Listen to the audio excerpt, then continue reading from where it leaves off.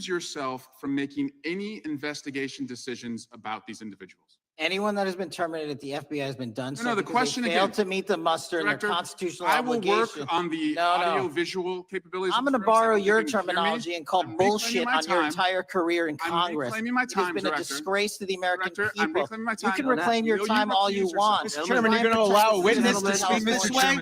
Mr. Chairman, would you give Recuse yourself, Director. The gentleman has no time. Mr. Chairman, would you Mr. admonish the Chairman, witness not to insult members? The gentleman has no time. Mr. Chairman, just Committee will remember. quick point of order. Could the gentleman be extended an additional 20 seconds to complete his thoughts since the witness decided to interrupt him continuously? And the witness will be able to respond if he wants. We'll make sure he Thank has you. time to Okay. do that. My question Gentlemen, is, continue. will you, Director, recuse yourself, yes or no, from investigating or making decisions about the 60 individuals, including myself, that you identified as government gangsters? Yes or no? Time of the gentleman has expired. The No. witness may respond if he would like. And the answer was no, as I heard. Correct. Okay. The gentleman from Wisconsin, the gentleman yields back. The gentleman from Wisconsin is recognized for 5 minutes. Thank you, Chairman. Thank you, Director Patel, for being here today. I wanted to talk a little bit about the assassination of Charlie Kirk and the FBI's subsequent investigation. I know it's really sensitive, and you can make the call as to whether or not, obviously, it's something that you can respond to, but I think it's still fresh on many people's minds. I want to congratulate you and Utah law enforcement for the work you did in identifying the suspect and apprehending him. According to public reports, and I think this is what maybe it's, I still have questions about, and maybe the public does. According to public reports, the alleged shooter arrives on the Utah Valley University campus nearly 4 hours before the shooting. Was that your understanding? Is that kind of? I'll let the public reports reflect themselves. I don't have the exact timeline. Okay. So we don't have any idea kind of his prep or how he set up or how he utilized that time when he first showed up on campus? All of those are being currently investigated through our cell phone analysis and through our witness interviews. And the state of Utah has now announced charges seeking the death penalty against this suspect. So we're a little limited in what we can continue to say. Sure, I understand. And that suspect, like you referred to, is then captured on security footage jumping off the roof of the alleged shooting location, the Losey Center. Do we have any idea how the suspect got up on the roof in the first place? I think for members of Congress, especially after Butler in Pennsylvania, it's just unimaginable that there could be some type of security breakdown prior to an event of that size where somebody could access a rooftop. So not commenting on the case, but having gone to the crime scene and walked the steps that we believe were taken, the roof was actually readily accessible through an exterior stairwell. So anyone could have gotten on it. Okay. The suspect flees on foot to kind of this wooded area where he drops the rifle, wraps it in a towel, and then proceeds to his staged vehicle and basically drives home. So do we have any idea what the towel was about? Was it used later to identify a place where the firearm was left, or? What we can tell you is the towel, there was a screwdriver found on the rooftop, which DNA was collected off of, and the towel was found wrapped around the firearm in question in a wooded area next to the campus. All have been processed for DNA. And then according to the suspect's roommate, there were allegedly messages on instant messaging platforms, specifically Discord, suggesting the towel may have been used to identify that weapon's location. So the public reports have suggested that the shooter acted alone. Do we still believe that that's true? Do we have any idea as to whether or not those Discord messages led us to believe that the shooter may have had help in any way or assistance? I can only speak to the FBI's investigation, and our investigation is ongoing, and we are interviewing any of those individuals involved in that chat and other individuals in the area. Very good. And so my suggestion, if there are accomplices, I'm sure this is something that the FBI is going to continue to investigate fully and thoroughly into the future. Yes, sir. The reason I ask that is because I don't know that that was necessarily the case with Butler, Pennsylvania. So thank you so much for your persistence kind of in this matter. there's still a lot of public questions that need to be asked. Let me shift to another topic very quickly. On July 31st, 2025, the DOJ and the CIA declassified the annex to Special Counsel John Durham's 2023 report on Operation Crossfire Hurricane. The 29-page Durham Annex contains previously classified information about, among other things, the investigative referral of the Clinton campaign plan. Why would somebody place documents in a burn bag related to this case? That case is very much ongoing, so I can't comment on the stylization of the evidence we're collecting. Can you comment at all on the Durham Annex as I described it? The Durham Annex, which has been publicly released thanks to the FBI's commitment to transparency, is one of the documents that's being utilized. And in general terms, speaking for a burn bag, sir, a burn bag is what you use to put classified documents into generally, because that is literally how you destroy them. So it appears that efforts were made by the Clinton campaign to reach out to the FBI agents or the Clinton sympathizers in the intelligence community in order to lead more credibility to the Clinton campaign plan. Do you think that's an accurate characterization? Again, I'm not going to characterize that material because it's part of an ongoing investigation. Thanks for being here today. I yield back. Gentleman yields back. Gentleman from California is recognized. Thank you, Director Patel, for being here today. The FBI searched Jeffrey Epstein's Manhattan residence, correct? I believe that happened in 2018. I think there was 2 locations, sir. It's 2019, and in that residence, the FBI found a safe, correct? I don't have the catalog of evidence in front of me. In that residence, the FBI found a safe, correct? I'll accept your representation. Okay. And in that safe, the FBI found topless and lewd photographs of girls, correct? Again, sir, I'll accept your representation. I don't know. Thank you. It was all over the media at the time. There's a New York Times article that says Jeffrey Epstein is indicted on sex charges as discovery of nude photos is disclosed, dated July 8th, 2019. And the Times reports a trove of lewd photographs of girls was discovered in a safe inside financier Jeffrey Epstein's Manhattan mansion. Author Michael Wolff has conducted numerous interviews of Jeffrey Epstein. I'm going to play for you a video clip of what Michael Wolff said Epstein told him was in the safe and what he showed the author was in this safe. So let's please play that clip now. Elected. And I was sitting talking to Epstein and he said, wait a minute, I got to show you something.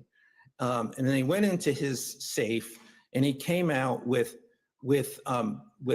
photographs. They were Polaroids, I think. And he kind of spread them out like playing cards. And it was Trump. I mean, I think there were a dozen of them. And it was Trump with girls of an uncertain age at Epstein's Palm Beach house, where all of the things that he would ultimately be accused of took place. And I remember very vividly 3 of them. There are 2 in which Trump is, the girls, topless girls are sitting on Trump's lap. And then a 3rd in which he has a stain on the front of his pants. And the girls are kind of pointing at it, sort of bent over, laughing. So Director Patel, I'm going to ask you a very broad and general question. As you know, Donald Trump and Jeffrey Epstein were friends. There are, of course, photos showing Donald Trump together with Epstein, correct? I don't have the entirety of the photographs, but I think they've been photographed in public together. All right. Are there any photos showing Donald Trump with girls of an uncertain age? No, How do you know that? because that information would have been brought to light by multiple administrations and FBI investigators over the course of the last 20 years. Well, you know what? That's just not true, because no one knew about the creepy birthday message that Donald Trump wrote to Jeffrey Epstein until the Wall Street Journal disclosed it. And then all of a sudden, the Epstein estate provides it to Congress. Well, So certainly, you weren't there at the search. You don't know what Epstein may or may not have done with those photographs even prior to the search. Maybe someone has it. Maybe the Epstein estate has it. You raise a great point. So I'm going to ask you, have you asked to talk to Michael Wolff? You raise a great point. I haven't personally asked to talk to Has the Michael FBI Wolff. asked But You the interview Michael Wolff? FBI, I'll get back to you if the FBI So specifically Michael asked has ever. about 100 hours of testimony of Jeffrey Epstein. Wouldn't it be good for the FBI to interview Michael Wolff? I'm not saying they haven't, I just don't know. Has FBI subpoenaed the tapes that Michael Wolff has conducted of Jeffrey Epstein? I don't know. All right, so if you could provide us an answer, that would be terrific. Well, let me ask you this question then. Have you looked at all the photos in Epstein files? I have looked at all the information that the investigators who investigated this case have provided to And- run out yeah. credible leads. And in the Epstein file, was there that creepy birthday message that Donald Trump had written to Epstein? So that's what I was trying to tell you. You raise a great point. The estate of Jeffrey Epstein has a voluminous amount of information that they have not released before.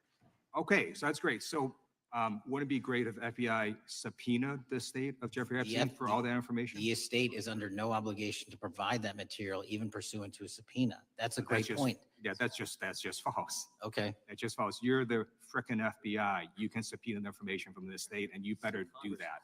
I'd like That's to move literally on. not how it works. I'm going to move on now and talk about Epstein's client list. You confirmed that exists. Attorney General Pam Bondi confirmed earlier this year that exists. So I just want to ask you a simple question. Is Prince Andrew on Epstein's client list? The material related to Prince Andrew has been made public. Is Prince Andrew on the client list? We have released the index of names All right, that were is- in is- Jeffrey Epstein's. Is Donald Trump on Epstein's client list? The index has been released and the index will speak for So I'm itself. just going to say, America, there's a huge red flag. The FBI director could not answer Gentlemen, whether Donald Trump was on Epstein's gentleman's time client has list. expired. I Chair yield now back. recognizes the That- gentleman from Virginia. Thank you, Mr. Chairman. I want to thank the director for being here and for his work over the last several months, removing the taint of partisanship that has infected the intelligence community over the past several years under the last administration, under the last several directors, standing up for law enforcement, standing up for the brave men and women who work in your agency. But to set the record straight, we have to correct the record. And the record, early days of the first Trump administration saw a dramatic spike in news stories that contained sensitive and sometimes classified details about the FBI's bogus Russia probe, about a leak a day. It's unacceptable that senior FBI officials coordinated to leak classified information to try and harm President Trump. Documents produced to the committee in August of this year revealed that the FBI interviewed a former intelligence committee staffer who gave details on a systematic process through which leaks of classified information were affected by then Chairman, now Senator Adam Schiff. Were these findings escalated within the Bureau's chain of command, and if so, to what level? Sorry, were the findings Were these escalated? findings that were given to us escalated within the Bureau's chain of command, and if so, what level? Did you receive this information? That entire matter is currently under investigation by the people at the FBI that handle leaks of classified information. All right, it's good to know that there is an ongoing investigation. Can you tell me whether these leaks to the media compromised any ongoing FBI investigations during the Trump-Russia probe? I can tell you, generally speaking, the leaks of classified information were detrimental to any work the FBI is doing. Now, former Director James Comey testified before the Senate Judiciary Committee that he had never been an anonymous source, nor authorized anyone to be an anonymous source in news reports about matters relating to the Trump investigation or the Clinton investigation. Was Comey's testimony true? In reference to Director Comey, I'm very limited in what I can say because of what the current status of those matters are with the FBI and the Department of Justice. When I am able to make those public, I will. Can you tell me if there's an ongoing investigation there? Again, without identifying any individuals related to the information you're generally speaking about, there is an ongoing matter that has been under review by the Department and the FBI for some time. Because we know that the documents that we received last month revealed that former Director Comey used Columbia University law professor as a conduit to leak stories to the media that contained classified information. Let me move on to the way that the FISA process was weaponized by past directors. Prior to your confirmation, you raised concerns about government misuse of FISA, including Section 702, stating that FISA was in need of major reform. Specifically, you highlighted that the Fisk report that the FBI had conducted 278,000 improper searches of the FISA database. Do you remain concerned about governmental abuse of FISA in Section 702? I'm always concerned, but what we've done since I became FBI director is implement new audit systems. We are nearing 100% review of the 702 query system that you are specifically referring to. And we've also eliminated anyone that has ever touched that database that has in any way made a mistake, whether intentional or not. And we have also identified a system in which those going forward who misuse the 702 system, they don't get 2 strikes. They get 1 and you're done.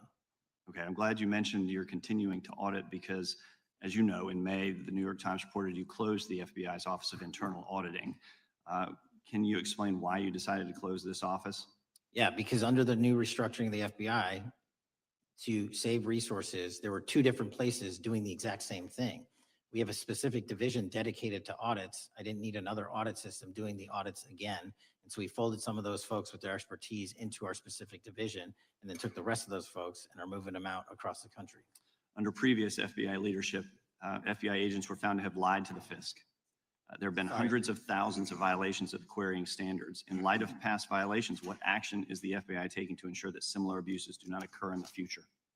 Exactly what I've outlined. You cannot have access to the 702 query system if you improperly queried that system at all at any time in your career. Okay, at a Senate hearing 2 years ago, your predecessor, Director Wray, testified FBI had previously purchased U.S. phone geolocation data for a specific national security pilot project and further stated that the project had not been active for some time and that the FBI relies on court-authorized process to obtain location data from companies. Does the FBI purchase location data or any other data of Americans from data brokers? I don't believe so, but I'll get back to you. Thank you. That'd be important. I appreciate that. I yield back. Gentleman yields back. Gentleman from Washington is recognized. Thank you, Mr. Chairman. Mr. Patel, before you joined the FBI, you had very strong opinions about what the FBI was hiding regarding Jeffrey Epstein. In a September 2023 interview with Glenn Beck, you said the Black Book is under the, quote, direct control of the director of the FBI. In December 2023, you said, let us know who the pedophiles are. Even for a short time after becoming FBI director, in February of 2025, you tweeted, quote, there will be no cover-ups, no missing documents, no stone left unturned. In June, you told Joe Rogan, quote, we've reviewed all the information. We're going to give you every single thing we have and can. But then suddenly in July, everything changed. You and Attorney General Pam Bondi released one video and said that there was nothing more to see. Your July memo says you uncovered more than 300 gigabytes of data and physical evidence, but that you had decided no further disclosure would be appropriate or warranted. That is a quote. I think what happened, Mr. Patel, is that suddenly you discovered that Donald Trump's name was all over these files, and you started a giant cover-up. So you are under oath, Mr. Patel. You just testified to Mr. Swalwell that you did not speak to the president about the Epstein files. To your knowledge, did Attorney General Pam Bondi speak to the president about what was in the Epstein files? I can't speak for Attorney General Pam Bondi. So to your knowledge, you don't have any information. The question was, do you have any knowledge? Do you have any knowledge? I can't speak. You are for the refusing to Attorney answer the General, question. So Pam let me Bondi. tell you that the Wall Street Journal reported that in May, Bondi told Trump that he was in the Epstein files, and at the same meeting said that the DOJ did not plan to release the files. Yesterday, you testified to Senator Kennedy that there was, quote, no credible information that Epstein trafficked girls to anyone else, and that you have, quote, continuously and publicly asked the public to come forward with more information, and we'll look into it. Today, in response to Mr. Massey's question, you appear to say that the survivors were not credible. These are survivors. That's not at all what I said. Okay, great. I'm going to ask you this in a second, but let me tell you Okay, well, about then the don't lie about survivors, me. and let's bring them up here into the room. These are women who came to the Hill and testified that they were groomed and raped at the age of 14 and 16 years old, and they called to meet with the president and to meet with the FBI and to have people investigate their claims. Some of them have never testified before. If you are so interested in getting the public to submit any information, why have you not met with them? You said you haven't met with them. Have you met with them? I'll give you one more chance. My job as the FBI director is to Is the invite all answer yes or investigative no leads. to whether or not you met with these women who were sexually abused and raped?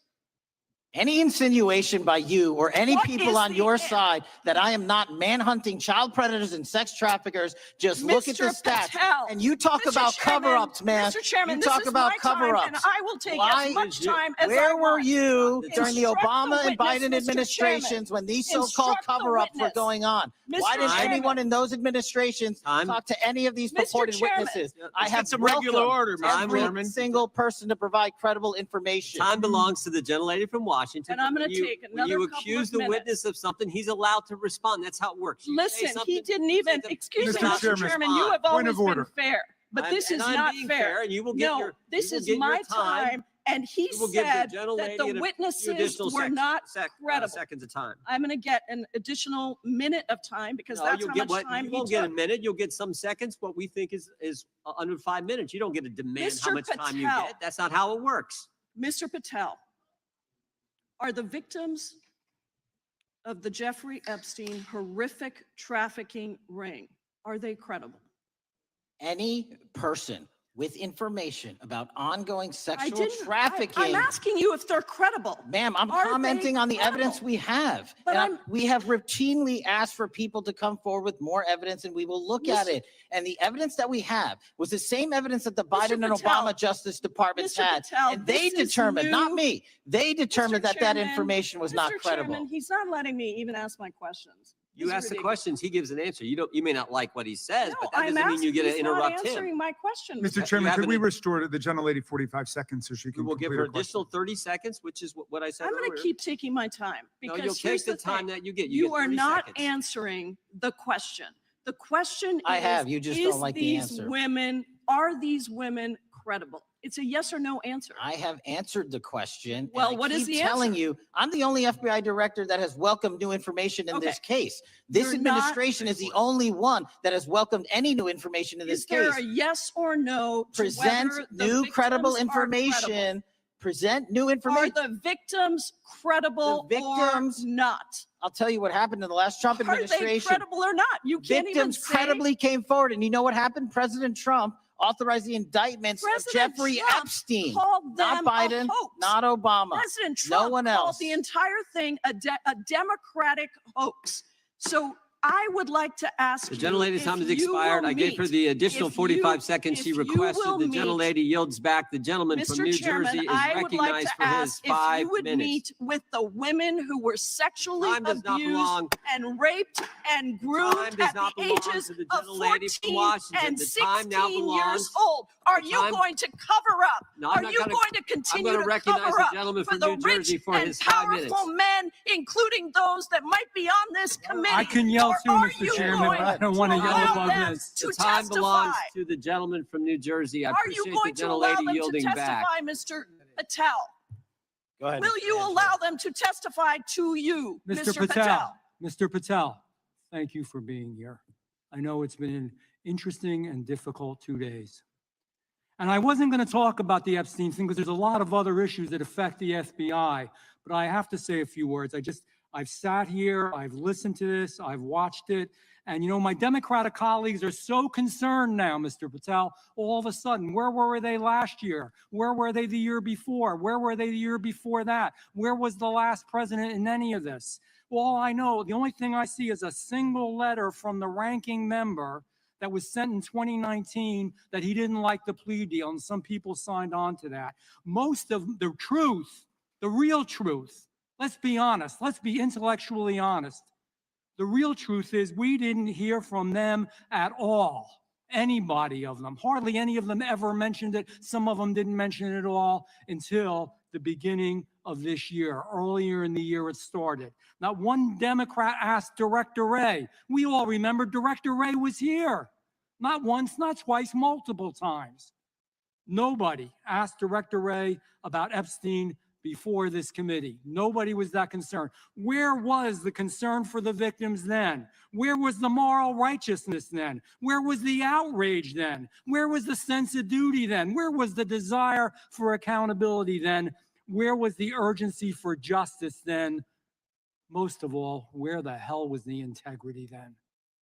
You know what the truth is. Let's just say it, man. Tell the truth time. The truth is, it's politically useful for them to try to do this now, even though they didn't give a damn about it in the past. And you know what? That's an insult to the victims, and that's an insult to America. Continue to do the work you're doing. Continue to uncover what needs to be uncovered. One real quick thing before I say anything to 9/11. We know that was mishandled by the past director and by the past FBIs. There are family members here. There are family members who are concerned. God Almighty, we want to get to the truth of that. I ask you, please, to meet with them, to talk to them, and to investigate this with truth. You know, in the Biden administration, we went through a very dark and difficult period of time. The FBI trust was broken with the people. Catholics were, this is the stuff we've been talking about, were labeled radical threats for praying in their churches with their rosaries. Parents at school boards were called terrorists for standing up for their children. Hindu holy men in New Jersey. We have the largest Hindu temple in the world. They were attacked. They were put up against the wall with guns to their heads. So it isn't just a Catholic or Christian thing. American Jews were targeted in colleges and universities, and a lot of folks in the FBI, in the past FBI, not this one, didn't give a damn. We can't go back to targeting religion. We can't go back to silencing free speech. The Biden administration did that. So I got questions for you. Hopefully thoughtful questions that you can answer for us in a thoughtful way. How is this FBI now, under your leadership, how are we restoring trust for Catholics, for Hindus, for Jews, for parents, for all the other, for just American people that were targeted by FISA because they had a different viewpoint? How are we restoring that trust in the FBI? Multiple ways, sir. One, and maybe most importantly, is through transparency and providing the American public with the material so they can see, read it themselves as to what the abuses were in the past, whether it relates to the Catholic memo or the Hindu incident you talked about at the largest temple in North America. Any institution of faith and any member of faith will not be investigated by this FBI because they are men and women of faith ever, period. And nor should they. Nor should they. I don't mean to interrupt you, but my God, of all the amendments to the freedom of speech, freedom to believe in what you want to believe in, I know you're standing up for that. Continue. I'm sorry. No, that's it. Sorry. Okay. The Richmond memo was driven by a reliance on sources. The Southern Poverty Law Center, you know, the words sound nice, but the organization's not so nice. And we've seen the Anti-Defamation League distort data that counts as violence. Have you been able to identify and eliminate these kinds of partisan sources? We welcome all sources, but we want objectivity and neutrality and decency in the way we report all this. Have you been able to uncover any information there? How do we make sure our sources are good in the future? We have reviewed the source processes that infiltrate any institutions of faith, and they will no longer be going into institutions of faith. They will be directed towards criminal activity and protecting the homeland, the two most important missions the FBI has, and that's what we're going to continue to do. Good. And I'll say this, there was a lot of bull today, a lot of you know what, and I'm not going to say it because I respect the institution so much going on around here. Continue to do the work of the people. You are here for that reason. The administration is here for that reason. It was weaponized and politicized, the FBI, in the past. Hope to God we never, ever see that again. One of the darkest parts of American history. Thank you, Mr. I yield back. Mr. Chairman, I have a unanimous consent. Gentleman yields back. The gentleman from New York is recognized for UC. I would like to introduce a CNN article that explains how an alleged top leader of the MS-13 gang was dismissed. His case was dismissed in Brooklyn so that he could be deported back to El Salvador, even though he was charged with murder. Without objection. Mr. Chairman, I have some unanimous The consent lady from requests. Washington is recognized. I ask unanimous consent to enter into the record an article titled "Justice Department Told Trump in May that his name is among many in the Epstein files." Without objection. I have another one that is a July 2025 article by the New York Times entitled "How a Frantic scouring of the Epstein files consumed the Justice Department, stating that DOJ and FBI employees reviewing the Epstein files were instructed to flag any mentions of Trump and other celebrities. Without objection. And I have another unanimous consent request to enter into the record an August 2025 article by The Guardian entitled Ghislaine Maxwell Hinted at Epstein's Ties to Trump Officials. Why wasn't she pressed for names? Stating that Maxwell told Deputy U.S. Attorney Todd Blanche that some of the quote cast of characters around Epstein are in Trump's cabinet. Without objection. Chair now recognizes the gentlelady from Pennsylvania. Thank you, Mr. Chairman, and thank you, Mr. Patel, for coming before us to testify today. I am concerned by your repeated claims that you're not able to disclose anything further about the Epstein investigation files and that there's no evidence of a broader conspiracy or other people who should be charged, because the American people aren't buying that you've been transparent or that there's nothing further to be seen. In your exchange with my colleague, Mr. Roy, you reiterated something that I heard you say yesterday in your Senate testimony, and that is, under your direction, the FBI will always follow the money. Is that right? The money, did you say? Yes. Yes, you said you'll follow the money. That's great. And just now you said you welcome the opportunity to investigate new evidence. So there has been significant recent, 4 major banks flagged more than $1.5 billion in suspicious transactions connected to him that suggested a massive conspiracy related to his child sex trafficking activities. Director Patel, has the FBI reviewed the $1.5 billion in suspicious bank transactions flagged to the government relating to Epstein and his co-conspirators? I know the FBI has reviewed numerous SARs. I don't know the totality of that number. Okay, can you provide us with that number? I'll get back to you. Okay. And have you initiated any new investigation of those bank transactions since, say, September 8th, when the new reporting came out? I'll check with the Treasury Department because they're the lead on that. Okay, so Director Patel, how many individuals or entities has the FBI interviewed, subpoenaed, or compelled to testify? Can you give us those numbers with respect to these bank transactions? Not off the top of my head. I'll have to work with Treasury. Okay. We're concerned, you see, because you say you're going after child predators, but We are. obviously this is how you follow the money, is if you follow the bank transactions that apparently enabled the child sex trafficking. Would you agree? It's one of the valuable investigative tools is to follow the money. Okay. Have Jeffrey Epstein's victims have asked us to ask you whether or not you've investigated Epstein's lawyers, the lawyers who facilitated those payments. Have you subpoenaed or questioned any of those lawyers? So in 2018 and 19, what I recollect is many, if not every one of those lawyers was part of the investigation. But you weren't there at that time, I right? wasn't there. Okay. So can you get us the names and the numbers of who was investigated then with respect to those lawyers? As long as I'm allowed to release it, absolutely. Okay. Well, if we provide you with subpoenas, I assume you can release it. Is that right? We have a current subpoena and we're working with Congress to provide it.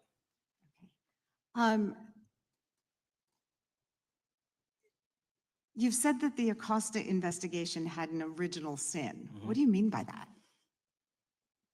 Basically, if you're looking at an actual pedophile ring, what you should not do is limit the time frame in which you're legally able to collect information. So search warrants that Mr. Acosta utilized in 2006 and 7 leading to the 2008 plea agreement had a very specific narrow window of years, I think 3 or 4 years. And so information pursuant to legal process wasn't collected for 10 years or 15 years or 20 years.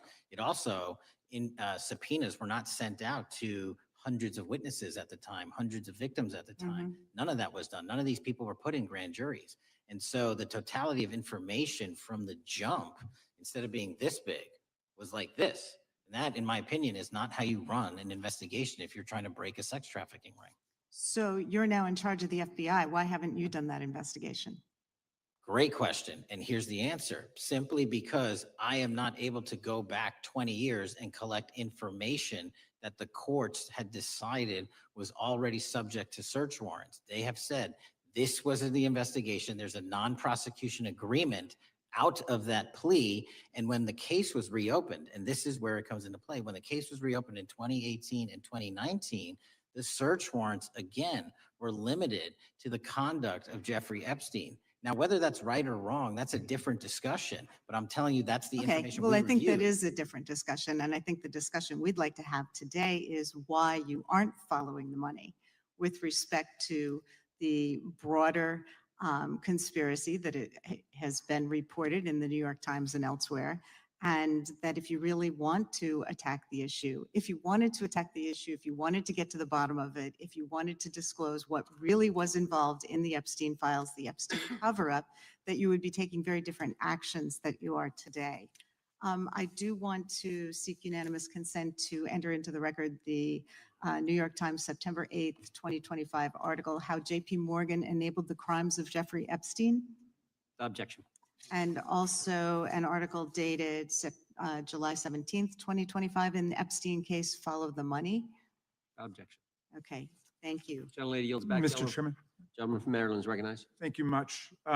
Pursuant to Clause 2K6 of Rule 11, I move that the committee subpoena the CEOs of 4 banks, JP Morgan, that's Jamie Dimon, Bank of New York Mellon, Robin Vince, Bank of America, Brian Moynihan, and Deutsche Bank, Christian Sewing, in order to get the suspicious transaction reports. These 4 banks have flagged to the government $1.5 billion in suspicious transactions related to the sex trafficking crimes and conspiracy of Epstein, Maxwell, and all of their collaborators. And as you know, Mr. Chairman, we got the SARS reports for Hunter Biden totaling around $20 million.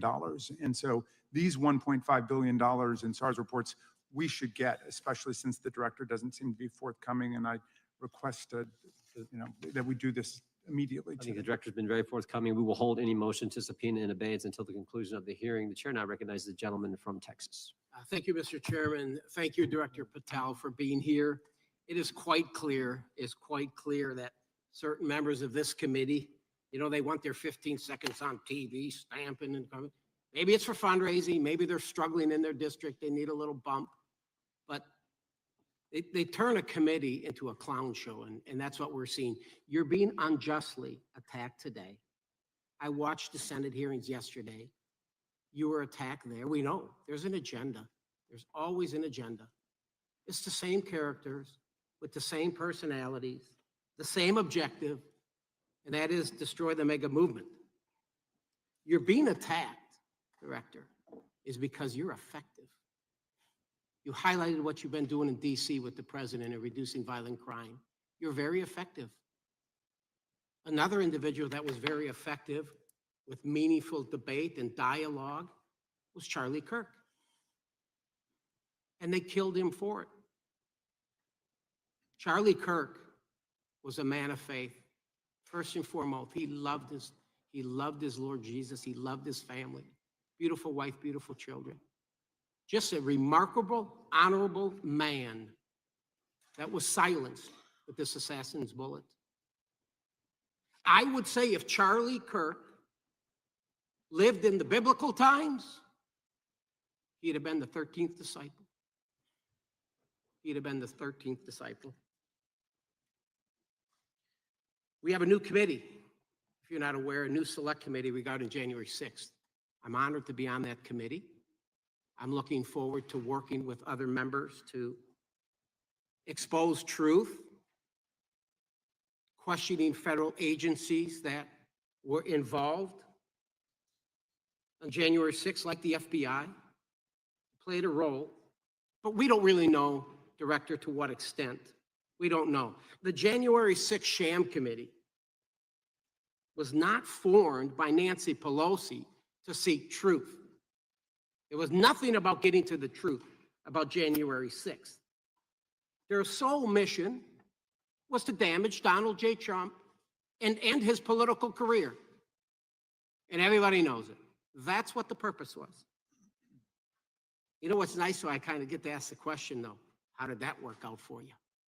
Donald J. Trump is back in the White House, and America loves him. I spent 30 years in law enforcement, retired sheriff from a large county in the great state of Texas. I've seen, Director, I've seen more enthusiasm and support for law enforcement today because of what you and Donald Trump have done over the last 8 months to protect the American people. The American people couldn't count on their government to protect them. Crime is rampant. And now we have a president and an administration that puts the American people and their safety first. It's interesting, a few minutes ago, a classmate reached out to me and sent me I told him, I said, yes, we got Director Patel in front of our committee today. And Andy Kane wanted me to tell you, he said, quote, tell him we love him. Tell him we love him and all the brave warriors exposing the deep state. Cash, you're a great American, sir. You're a great American. Your work as the director of the FBI is commendable. It's commendable. And I want to thank you, sir. Thank you for your service. Keep up the good fight, brother. Don't let him tear you down. Keep up that good fight. You have it in you. With that, sir, I yield back. Gentlemen, yield to me.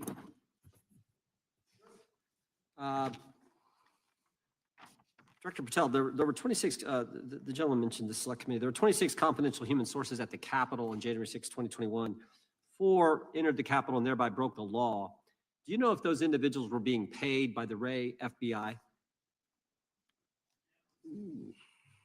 So we've provided 600 pages of documents to this committee alone regarding January 6th. That's 600 pages more than any of my predecessors. Yep. Generally speaking, confidential human sources are always paid by the FBI. That's how it works. I can't speak to the specifics on each one and how much they make. And we appreciate it. We've reviewed some of that material and you've given us a lot of material that we didn't get from Director Ray. That specific question I think is important to the American people. Were people who were confidential human sources of the FBI who broke the law, one was recommended for prosecution, my understanding is, by the information we've received from you.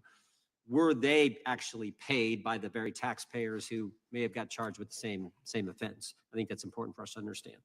I'll get back to you on that. Thank you. Chair now recognizes the gentleman from California. Thank you, Mr. Chair. Welcome, Director Patel. I want to focus a little bit on domestic terrorism. We have a graph here, data up to 2021, but as you can tell, domestic terrorism is on the rise. Nation, our citizens under threat.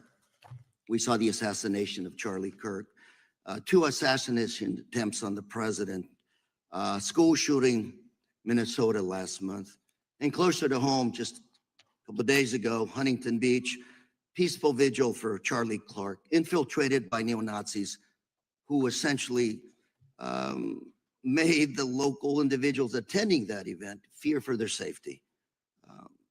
All of us know that a lot of these domestic attacks are by lone wolves, but yet they do leave clues, social media or elsewhere. Director Patel, you're it. You're the thin blue line. The FBI, your job to protect our citizens back home from those that would harm us. You have to find the needle in the haystack. Takes a lot of work, a lot of resources. Talking to my local sheriff this morning, who said they're concerned. Federal cuts to local grants that help them do the job. Then, of course, let's not forget about other threats that are coming before us, like high-tech fraud. Local senior recently was talking to me about a text she had gotten, a demand by the IRS to send a payment immediately, or the IRS agents were on their way to arrest this individual. Pretty gutsy stuff by folks probably from Europe, North Korea, Russia, China, people, okay, going after those precious savings our senior citizens rely on. Yet the president's proposing a budget cut of $500 million or more to your organization, the FBI. You've said that that'll essentially equate to about 1,300 less jobs at the FBI. So I'm going to ask you essentially, what is it that we can do to help you do your job? Little concerned. Friday Night Lights. One of the events I love to do on Friday nights, go to the local high school football game. Sit there at the stadium and you always say, what if? What if? You're the thin blue line. Can you do your job cutting $500 million from your budget? Thank you, sir. I think we are doing our job, and the distinction is with the budget that we have, we are flexing more resources to the field. California is receiving the largest FBI plus up of any state in the union due to that plus up. They're not getting a reduction. No state is getting a reduction. Every state is getting a plus up. And so I'm utilizing the money that we have to first plus it up. And the empty vacancies that we have, those haven't been filled in years, not under my So, leadership. Here's my concern. You're going to do well. You're doing more with less, is what you're saying. Yet we're about to vote on a budget that has $88 million more to protect members of Congress, the executive branch, and the Supreme Court. There's a contradiction here. Back on Main Street, we're saying you can do more with less, you can protect them with less money. Yet here in Washington, we're saying we need more money to protect members of Congress. It's a little contradiction here. Or maybe, sir, you ought to talk to leadership about coming in with your management style to protect the Supreme Court, Congress, and the administration. Otherwise, it's essentially a hypocritical situation. We need more protection, yet folks on Main Street can do with less. My concern is folks on Main Street. We also were, I think we received over 300 million in the big beautiful bill, and we're also receiving pots of money from our interagency. So this sort of 500 million cut isn't entirely accurate. You're still getting cut 200 million plus. You're still moving your agents to do ICE work. So you are leaving a lot of bases uncovered. And I'm not going to be argumentative with you, Director Patel. I'm just saying, if that thin blue line does not hold, people on Main Street will pay the price. I agree with you, sir. And I just look forward to working with you because I am very concerned that these kinds of budget cuts are short-sighted, especially when my local sheriff calls me and says, we need more support, and we're looking at budget cuts. I'll work with you, sir. Thank you, Mr. Chair. I yield time. Mr. Chairman, I have another unanimous consent request. Gentleman yields back. The gentleman from New York is recognized for unanimous consent. I seek to introduce a December 2024 OIG report from the Department of Justice, which confirms the conclusion of the Bill Barr Justice Department that the so-called whistleblower, a disgruntled former employee of the Intelligence Committee, was not a credible witness and there were no further actions taken. Without objection. Mr. Chair, I'd like to submit some items for the record. You bet. Gentleman from California. First one, Trump's deportation diverts FBI agents off child predator cases. Second one, FBI director backtracks on administration's proposed budget cuts. And number three, Trump administration says 70% of ICE detainees do not have criminal convictions. Without objection. Gentleman from Texas is recognized. Thank you. Director, earlier this year, the committee learned of new documents tied to the Crossfire Hurricane investigation and the Russia collusion hoax against President Trump. Your efforts in declassifying key documents tied to this investigation allowed the committee to acquire thousands of pages that it did not have previously. Did any of your predecessors make any effort to declassify these documents? Not to the extent we have. Did any of your predecessors share or leak any details that were classified at the time? There are ongoing leak investigations across the board at the Bureau related to this. I believe one of those is Mr. Comey, and I thank you for continuing that investigation. Among the declassified documents are the Durham Report Annex, the Crossfire Binder, and the Nellie Orr Criminal Referral. Could you summarize for those watching that what we know about the Russia collusion hoax so far? Well, sir, I think the record will speak that the Russia collusion matter was perpetrated by a political party to go overseas and obtain information from a foreign intelligence asset, only to have that information, which was demonstrably false, turned over to the FBI, who walked into a federal FISA secret court and asked for a secret surveillance court order and lied to the federal court. And we know that because someone was convicted of it, and only to surveil the political opponent. So that is a massive scandal. We helped expose it. And in terms of the pages of productions, I provided 1,400 pages of production related to Crossfire Hurricane, and my predecessors have provided zero. I appreciate that, and I appreciate your courage and commitment to declassifying these important documents for our review, and hope that you'll continue with this commitment. Can we expect to see more declassification efforts regarding the Crossfire Hurricane and Russia collusion hoax? Yes. Thank you. I yield the remaining balance of my time to Chairman Jordan. Oh, I thank the gentleman for yielding. And Director, that's when it all started, right? The whole Russia, that's when it all began. And then it was Mueller, then it was impeachment, then it was Jack Smith and Fonnie Willis and Alvin Bragg and you name it. But it all started then. And that's why I think the gentleman from Texas wants to make sure we get all the information there. And I want to go back to when it was changed. We talked about this earlier. I just want to read to you what the CIA officer said to the House Permanent Select Committee on Intelligence. Quote, Brennan refused to remove the dossier, and when confronted with the dossier's main flaws, he responded, yes, but doesn't it ring true? So that's what he initially said. And then when he was talking to this committee, he said the CIA was very much opposed to having any reference or inclusion of the Steele dossier in the intelligence community assessment.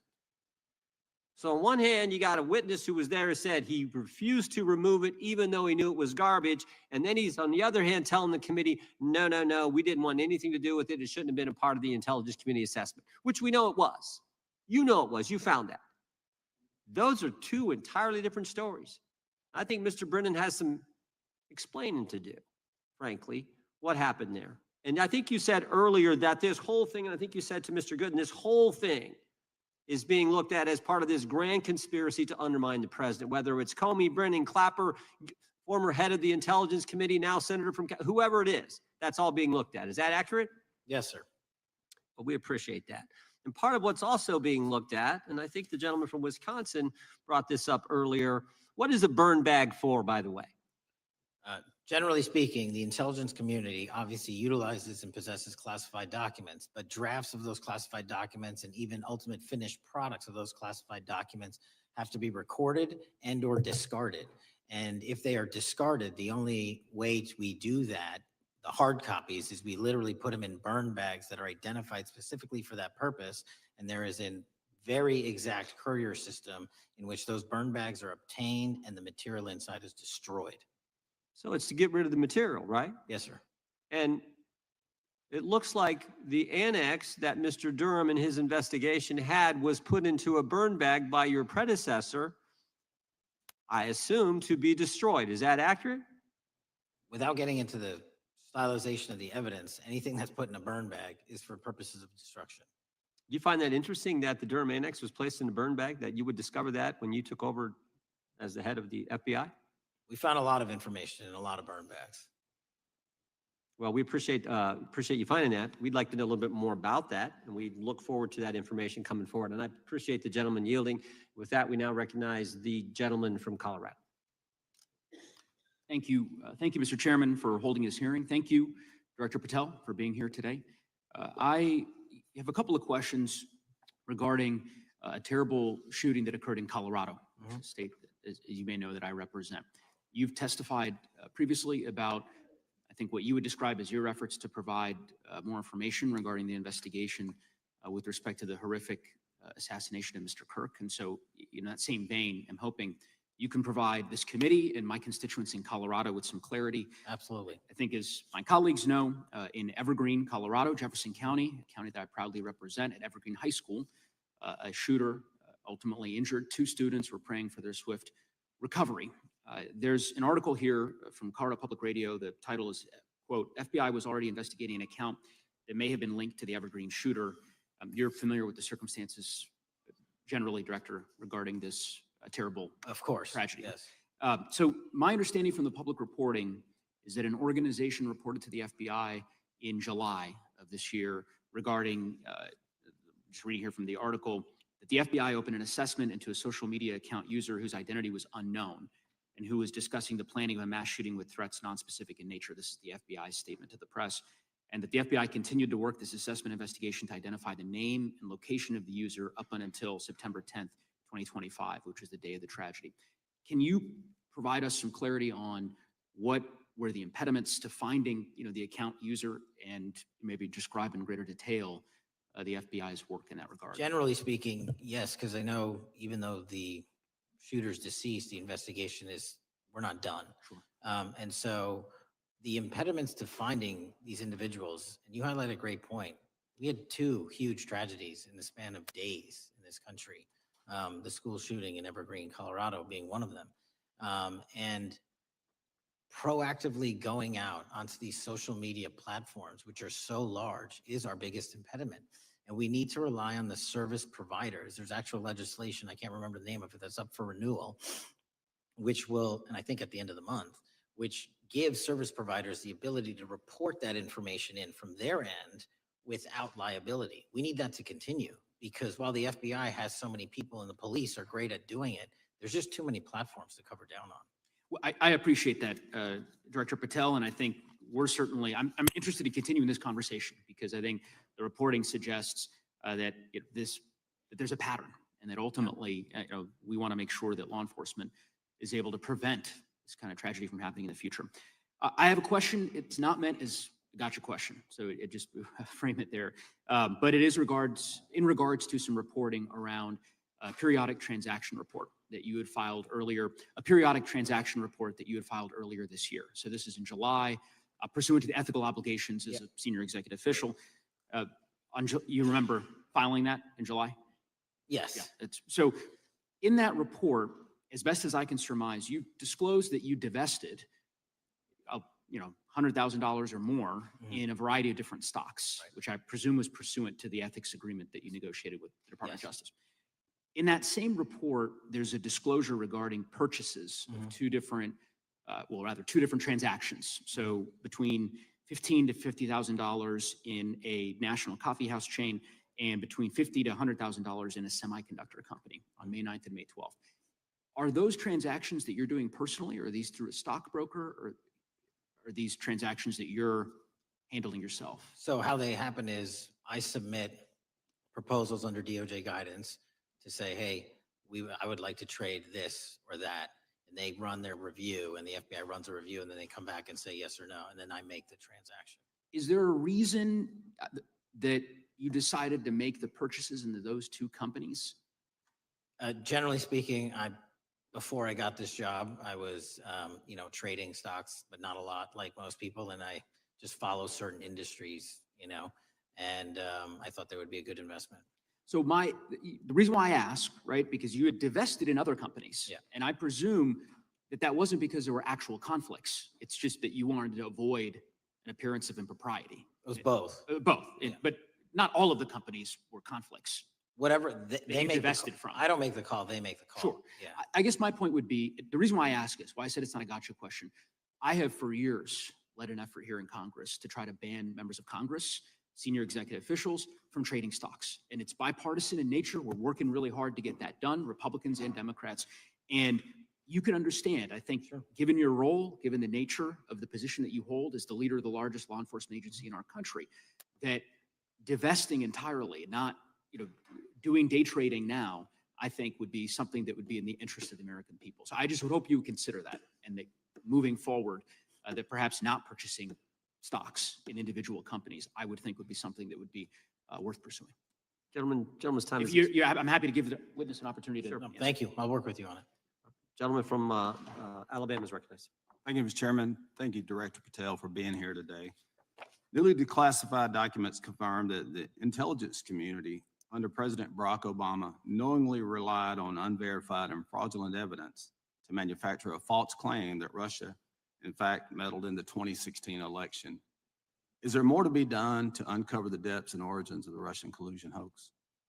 There is, and we're doing it. Why should Americans still care about that, Director Patel? Everybody wants to talk about a weaponized bureaucracy. And when we put out the facts about a weaponized bureaucracy, not because I said so, but because we found the FISA documents, because we found the 302s and the 1023s, then it becomes a political football. My job is to continue to put out that information and let the American public read it for themselves when I'm lawfully able to do so. And that's been my commitment on any subject, Russiagate or otherwise. Wherever the law allows me to do it, I will do it.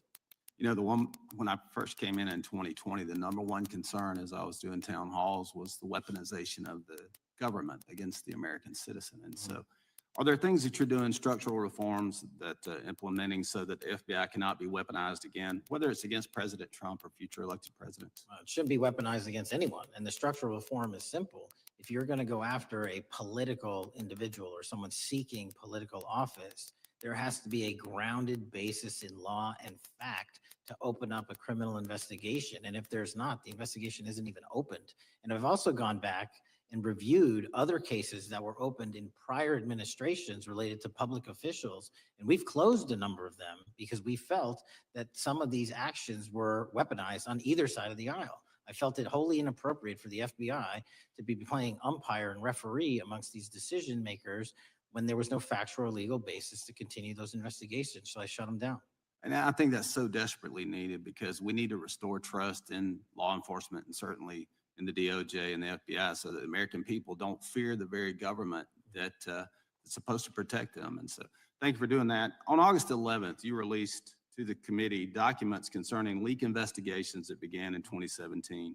You believe these leaks were accidental or were they intentional in order to influence public opinion against President Trump? When I could publicly make a final decision on that, either through a recommendation of charging that the DOJ makes or findings that I have, I'm able to do so, but they're still not complete.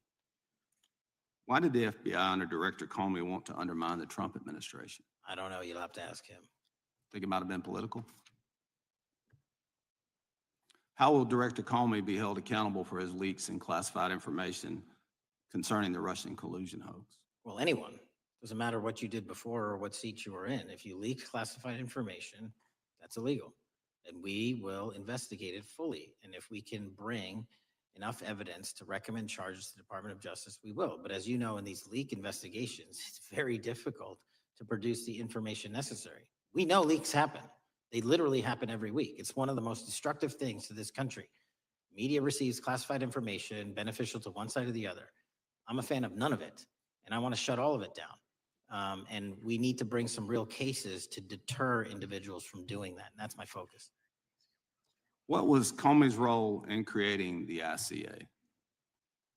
You know, speaking from my memory, as the head of the FBI, he was charged under then Director Brennan and Director Clapper and the other IC elements to come in with the NSA, CIA, FBI, and ODNI and put together a collection of information on how the information sort of surrounding Russiagate came together. So he represented the FBI in that. As former director of CIA, John Brennan, he's denied that the Steele dossier was used in creating the ICA. Is that true?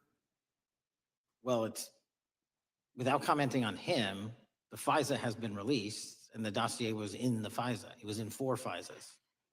So I'll let the public decide.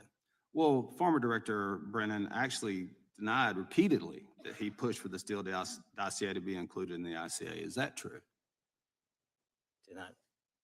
I'll let his testimony speak for itself, but then Deputy Director Andy McCabe also testified to the House Intelligence Committee, which has now been declassified, that were there no Steele dossier, there would have been no FISA.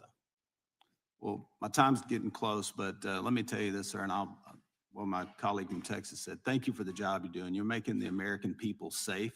You're restoring trust in these agencies that so many of us had lost trust in. So thank you for the work you're doing. That thin blue line, you're doing a fine job, and we want to let you know we appreciate it. Thank you. God bless you. Lady from California is recognized.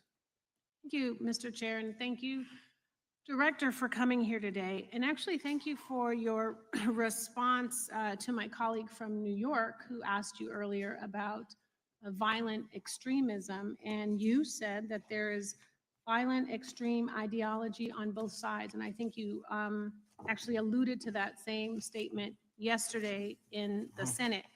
So I too have some questions I'd like to ask you. These are not gotcha questions, and just deny, please, what you deem to be false. So Dylan Roof, who followed white supremacist propaganda, murdered 9 Black parishioners in Charleston in 2015. Do you deny this? I'm sorry. Dylan Ruth? Roof? Roof, can you give me some more information? You're head of the FBI, you probably know this. If you don't know, that's fine. You can, If you can give me a reminder, I've got a lot in front of me. It was national news. Robert Bowers murdered 11 Jewish worshipers in Pittsburgh in 2018. I do remember that. And it was the deadliest anti-Semitic attack. So do you admit that that happened? I'm not saying the other thing didn't happen. I'm just asking for a little information. Patrick Cruces, who posted a manifesto about a Hispanic invasion, walked into a Walmart in El Paso, Texas in 2019 and began firing. He murdered 23 people that day, and the youngest was 15. Do you admit or deny that that happened? I'll take your presentation as accurate. All right, well, I have to say all of these cases have been adjudicated. As I said, they are not gotcha questions. These incidents were national news. And as director of the FBI, you have access to all of this information. So in 2022, Peyton Grendon walked into a supermarket in a Black neighborhood in Buffalo, New York, and started shooting. He murdered 10 people that day. And on September 10th, your friend Charlie Kirk was assassinated. Tyler Robinson has been taken into custody and charged, but also on that day, Desmond Holley, a 16-year-old white male, shot and injured 2 students at a high school in Colorado before killing himself. And according to the Anti-Defamation League, he had a fascination with mass shootings and white supremacy. So do you admit to, deny these facts? Those happened. Okay. Your predecessor, former FBI Director Christopher Wray, said that one of the most dangerous concerns is that racially motivated violent extremism, especially white supremacists, has been the biggest chunk of our domestic terrorism cases and is responsible for the most lethal attacks over the last decade. Do you admit or deny, A, that he said this? I'll let the record reflect that. Whatever he said was what he All said. right, and do you agree? That there is racially motivated crimes being committed in America, yes. Yes, especially white supremacists, which is the biggest chunk of our domestic terrorism. I'm glad that you said this. So last week, President Trump was asked if there were extremists on both the left and the right. He was actually asked this by Fox and Friends, and his exact words were, "I'll tell you something that's going to get me in trouble, but I couldn't care less. The radicals on the right oftentimes are radical because they don't want to see crime. The radicals on the left are the problem, and they're vicious, and they're horrible, and they're politically savvy." Do you agree with the president? I don't speak for the president. The president speaks for himself. Do you agree with the president? I don't, on what matter? On the question that I just asked, do you agree with his statement about the radical left? That there's ideology that's driving violence on both sides? Yes, that's what he acknowledged. No, he didn't. He didn't. But I'm glad that you're saying that and actually creating some separation between you and the president. And I'm glad that you That's literally are not what happened. He said acknowledging both. that there is violent extremism on both sides. What's interesting is that the research arm of the Department of Justice, the National Institute of Justice, do you know what that is? I'm familiar with them. Okay, great. It is the research arm of the Department of Justice, and it published an article in 2024 devoted to domestic radicalization, violent extremism, and terrorism. I have it. It's interesting that it's no longer on the website. It has been scrubbed, but I ask these questions because what makes a strong, qualified director of any business, of any household, of the FBI, what makes a reputable prosecutor is not lapdog loyalty, but a commitment to the creed that evidence is agnostic and that the evidence will lead you to making the right decisions. In your job, no one's job is to like the data or the evidence. It is to collect it. That is how you gain trust. And Mr. Chair, I would like to enter into the record, if I may.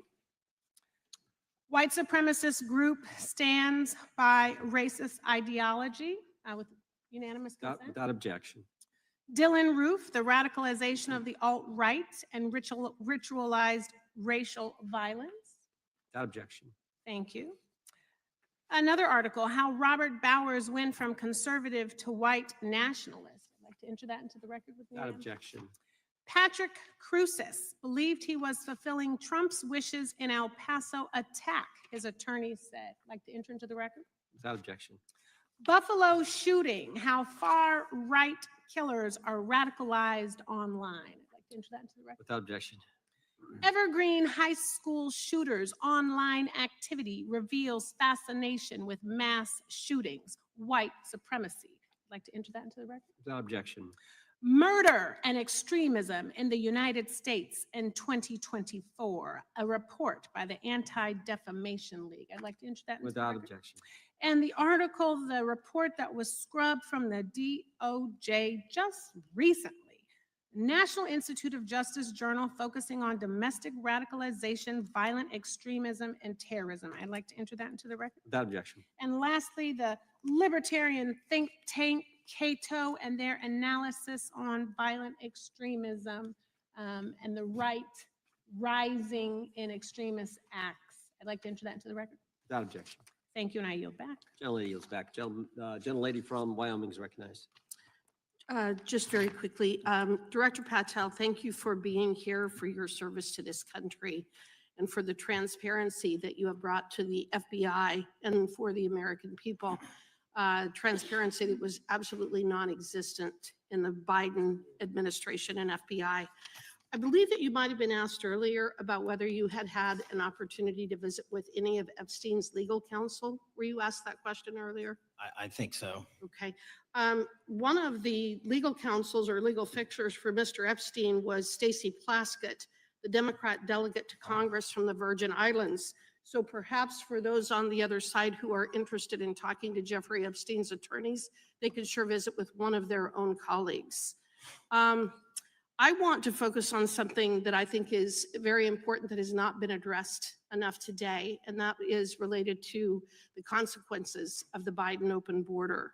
One consequence of the Biden border crisis is the impact that it continues to have on our tribal communities, with the cartels taking advantage of our open borders, the Mexican drug cartels, by infiltrating our reservations and bringing violence, drugs, murder, trafficking, and more.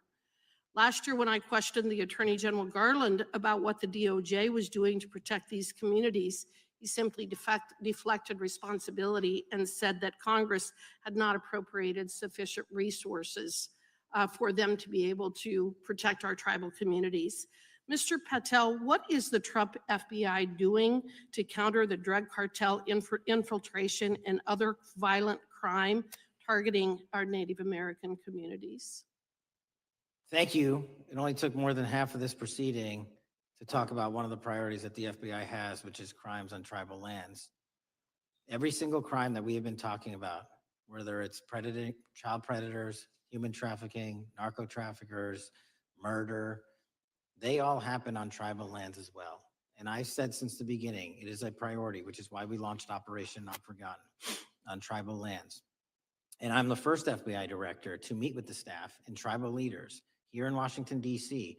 and elsewhere, and invited them into my office and headquarters to see them, because I need engagement with tribal leadership, and I need our police and FBI agents to be engaging with tribal leadership. Otherwise, we're not going to break through. We have 1,900 Indian country cases open right now. We've got 600 indictments this year alone. We cannot forget tribal lands. Every single one of those people lives in the United States of America, and it is an absolute priority to protect them and their children just as it is anyone else. So I think it's fair to say that what Mary Garland testified to, that the FBI and DOJ did not have the resources to address that. I think that that was an absolutely false statement. Would you agree with me? It's a decision by him not to do so. That's not my decision.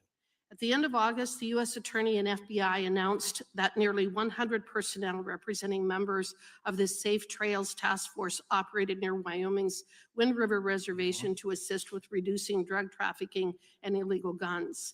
Director Patel, you have routinely stated that it is your mission to partner with and strengthen local and state law enforcement partners.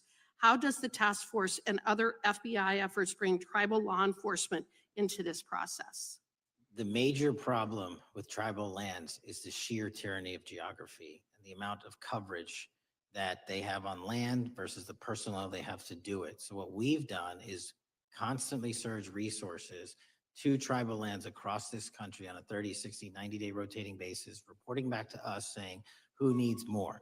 And what we found is that most of these lands can be assisted by our counter-UAS program, our drone capabilities, and we're going to do it because what's happening is the Mexican drug cartels are literally flying overhead, dropping their cargo, their narcotics onto this land where no one's looking, and then it's being disseminated to children, to youth, to adults on that land and killing them. And we got to stop it before it gets dropped off. Well, and your testimony proves that the Biden administration did not lack the resources to address drug and violent crime in tribal communities or around the United States. It instead expended and wasted these resources investigating parents, Catholics. We now find out Turning Point USA, the RNC, and Republican organizations, rather than protecting our Native Americans by closing the border. Is that fair? I think so. Wonderful, thank you. And I do appreciate the work that you've done in this regard. I was previously the chairman of the subcommittee on the Indian and Insular Affairs with the Natural Resources Committee, and safety and security on our reservations and for our tribal members has been one of our priorities, one of my priorities, and I very much appreciate the work that the FBI has done. Let me know if there's anything else I can do to help you. And with that, I yield back. I will, ma'am. Gentlelady yields back. The gentlelady from Georgia is recognized. Thank you, Chairman, and thank you for coming in today, Mr. Patel. In the past few months, the country has experienced a string of horrific, high-profile attacks that have been motivated by racial hatred or political ideology. Shooter attacked the CDC headquarters, firing hundreds of rounds and killing a police officer. An arsonist set fire to the Pennsylvania governor, Josh Shapiro's residence, with the governor and his family actually inside. Minnesota House Speaker Melissa Hortman and her husband were assassinated earlier this year. Clark and Charlie Kirk was murdered last week. Bomb threats have been made against HBCUs and the DNC, and just the list goes on and on. I only have just a few minutes today, so I don't want to take a lot of time to go into all the countless and devastating violent crimes and incidents that have happened at our schools or on our streets and in our communities that have just been happening all year long. Mr. Patel, just yes or no, is this type of political violence ever acceptable in your eyes? No. I'm glad that we agree that these heinous acts designed to instill fear and division in our nation are never, ever acceptable. Yet each of these incidents has recently taken place under your watch. The FBI's website states that protecting the United States from terrorist acts is the FBI's #1 priority, including from domestic terrorists. Is this still your #1 priority? Domestic terrorism? Preventing domestic terrorism. Our #1 priorities are protecting the homeland and international terrorism and crushing violent crime, and domestic terrorism sort of interlays between both of those. Okay, so well, then I'm glad that you're giving us the right answer, but unfortunately, your actions kind of tell a different story. Earlier this year, you granted the ranks of the FBI's Domestic Terrorism Operations Section. This is the section of the FBI that is most directly responsible for addressing political violence in our country by preventing attacks from occurring and effectively responding to them if they do. The agents in this section are the ones who stopped an individual stockpiling weapons, who planned to attack schools and churches in Florida and seized bombs made by an ISIS sympathizer in New Orleans.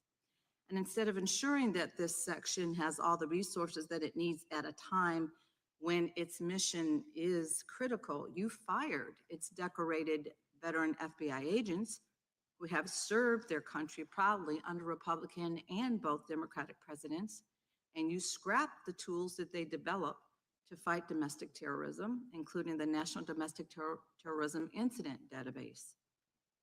I mean, most of that is just not true. We have 1,700 current DT managed programs. We're up 300% in the amount of cases we brought against nihilistic, violent extremists, including 764, wishing to harm our children. The FBI and the men and women are getting after that problem set more than ever because I've unleashed them to do so. And any situation that these tragic occurrences across the country are somehow singularly my fault or disgusting because that watershed goes Mr. down to the Patel, men I'm and going to women at the reclaim my FBI, time. Mr. and Patel, I'm they going are to not reclaim my time. responsible Mr. for it. Chairman, I'm I'd like happy to work with you to get them what they need. Gentlelady controls the time. Unanimous consent request. She'll state Thank a you request. very much. Into the record, an article from Reuters titled FBI Scales Back Staffing, Tracking of Domestic Terrorism, Probes Sources Say. Thank you very much. Without objection. I appreciate that. So, Mr. Patel, and it isn't just the domestic terrorism operations section. Under your watch, agents are fully diverting their attention to these anti-immigrant and city takeover operations leaving our children vulnerable to dangerous networks of online predators, both domestic and international. You pulled more than 120 FBI agents from their normal duties to operate sobriety checks and conduct traffic stops, exposing the FBI's fleet of unmarked cars and thereby making it harder for the FBI to combat violent criminal gangs, foreign intelligence services, and drug traffickers in the process. That's simply not true. If we were not able to do two things at one time, how would we be Patel, I seizing reclaim record my amounts of time. I fentanyl? reclaim my time. 23,000 Chairman, I'd like to violent enter felons have into been the arrested. Time belongs to the More More gentlelady. than twice as many Consent as Time last request. belongs to the gentlelady from Georgia. Thank you very much. And this request basically is, it is an article from Reuters, which quotes law enforcement officers familiar with agents who once covered child exploitation cases, but now focus on immigration child exclusive. Thousands of agents diverted to Trump immigration track down. Mr. Patel, in the short time I have left, your tenure as director of FBI has been somewhat problematic. Americans are left definitely less safe under your watch. You have gutted the FBI's ability to keep safe from domestic terrorism. You have sent FBI agents to conduct traffic stops and round up hardworking immigrants who pose no danger to public safety. People even President Trump referred to as good longtime workers. Your job is to protect and serve the American public. Time to the You have gentlelady. spent your time protecting heinous individuals and using the FBI to serve as a political circus. You at times have appeared unequipped. Time of the This country gentlelady has deserves better, expired. and I yield. Gentlelady yields May I back. respond? Sure can. Simply put, what is it? Are we failing? If we're failing, how are we arresting 23,000 violent felons? Twice as many as this time last year. Are we failing?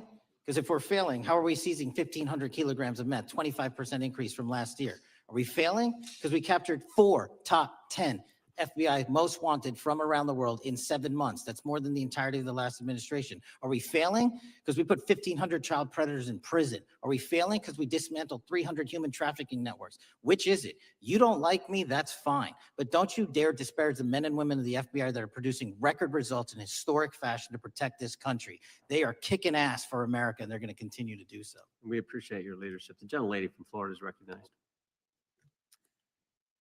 When I was home recently, I met with the agents leading the Tampa office of the FBI, and I saw what they're focused on in my community: stopping drug traffickers, rescuing children from exploitation, fighting cybercrime, protecting us from acts of terrorism, foreign and domestic. And I know from my time as a federal prosecutor and a judge that this work by the Bureau doesn't make headlines, but it is happening every single day.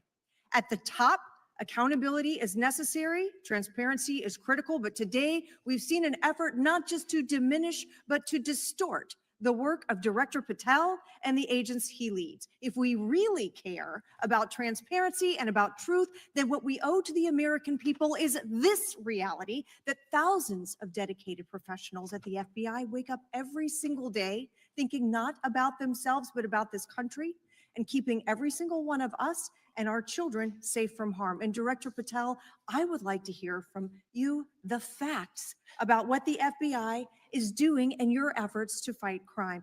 Director Patel, isn't it correct that since January 20th, 2025, the FBI has made over 25,000 immigration-related arrests, including 350 members of Tren de Aragua and 195 members of MS-13? Those numbers are accurate. The Tren de Aragua numbers are up over 350% from the year before. And during that same period, hasn't the FBI seized over 66,000 kilos of cocaine, 6,000 kilos of meth, and 1,500 kilos of fentanyl? Not to be nitpicky, but it's 89,000 kilos of cocaine and 7,300 kilograms of meth. And isn't it also true that the FBI Tampa Division's Panama Express Strike Force specifically seized nearly 67,000 kilos of cocaine valued at more than $1.6 billion from illicit maritime vessels? One of our best operations out of the Port of Tampa, and I was down there in South Florida when Panex did their work. Director Patel, since October 7th, 2023 Hamas attack, the FBI has been a co-leader of the Joint Task Force October 7th. Isn't it correct that this task force is actively working to bring justice for victims and to prevent terrorist infiltration at our borders? Yes, ma'am. Since January 20th, Hasn't the FBI arrested 59 foreign intelligence operatives for spying or smuggling dangerous material into the United States? Yes, we have, and that's on track to be more than 25% than ever before. And the FBI has also been leading operations against major cyber threat actors, including those from Russia, China, Iran, and North Korea. Isn't that right? A 17% increase from year to date last year. Director Patel, the FBI's child exploitation task forces continue to investigate predators who target children online and across our communities. How significant is that threat today, and what results have you seen under your tenure in bringing these offenders to justice? We have, under Operation Grayskull, dismantled dark web units that are operating online, not just in the United States, but across the world to do our children harm. We have taken into custody more suspects than ever before on those who seek to harm our children. That is what the men and women of the FBI do, and that's what they're going to continue to do. Those are the real results when you let good cops be cops and when you let us get on these platforms and expose them to the public and show them the harms of these predators on these online gaming systems and social media systems. And we need more help from Congress to allow us more authorities to do that work. The FBI laboratory manages the Combined DNA Index System, or CODIS, which compares over 25 million DNA profiles and aids more than 125 investigations each day. Director Patel, why is this important to law enforcement nationwide? All of law enforcement relies on our CJIS operation out of West Virginia. And what that does is allow 19,000 agencies to come in and say, hey, does this guy have a criminal history? Hey, is this an illegal firearm? Do we have a DNA hit like we did in these recent assassinations? That's what the FBI brings to bear, because local and state law enforcement agencies just don't have that capability. And we're doing it 24/7, 365. CJIS does not close for 1 minute. In your testimony, you noted that the FBI has ongoing counterintelligence investigations into China, Iran, and Russia across all 55 field offices. Why is it essential to maintain that scope of coverage, and what success can you point to in disrupting nation-state actors? Our biggest threats involving nation-state actors are the PRC, Russia, and China, and they are up 33%, 83%, and 60% respectively in arrests alone this year. Those nation-state actors wish to do harm in our infrastructure, our critical infrastructure system, our energy, our water supply, and also go after and target individuals and senior citizens and take their money through online pig butchering schemes, which we've exposed in Cambodia by way of the CCP. This is groundbreaking work that the American public should be seeing that their FBI is doing, and I'm happy to have the opportunity to report on it. Thank you, Director Patel. I yield back. Gentlelady yields back. The gentlelady from Mr. Chairman, I have a couple. unanimous consent. Thank you so much. I appreciate it. In response to Mr. Mattel's making the remarks that that maybe our colleagues are disparaging the men and women of the FBI, I'd like to enter the record 3 unanimous consent requests. One is entitled FBI is using polygraphs to test officials' loyalty. The second is Kash Patel knowingly broke law when firing top officials, lawsuit alleges, published by NBC. And the third is FBI forces out more leaders, including ex-director who fought Trump, demand for January 6 agents' names. Without objection. Thank you. Gentlelady from Vermont's recognized. Thank you, Mr. Chair. Director Patel, thank you for being with us today. Appreciate your time.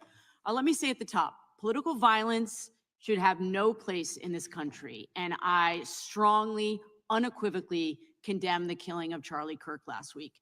And this is exactly the kind of case that warrants a swift and thorough investigation by the FBI.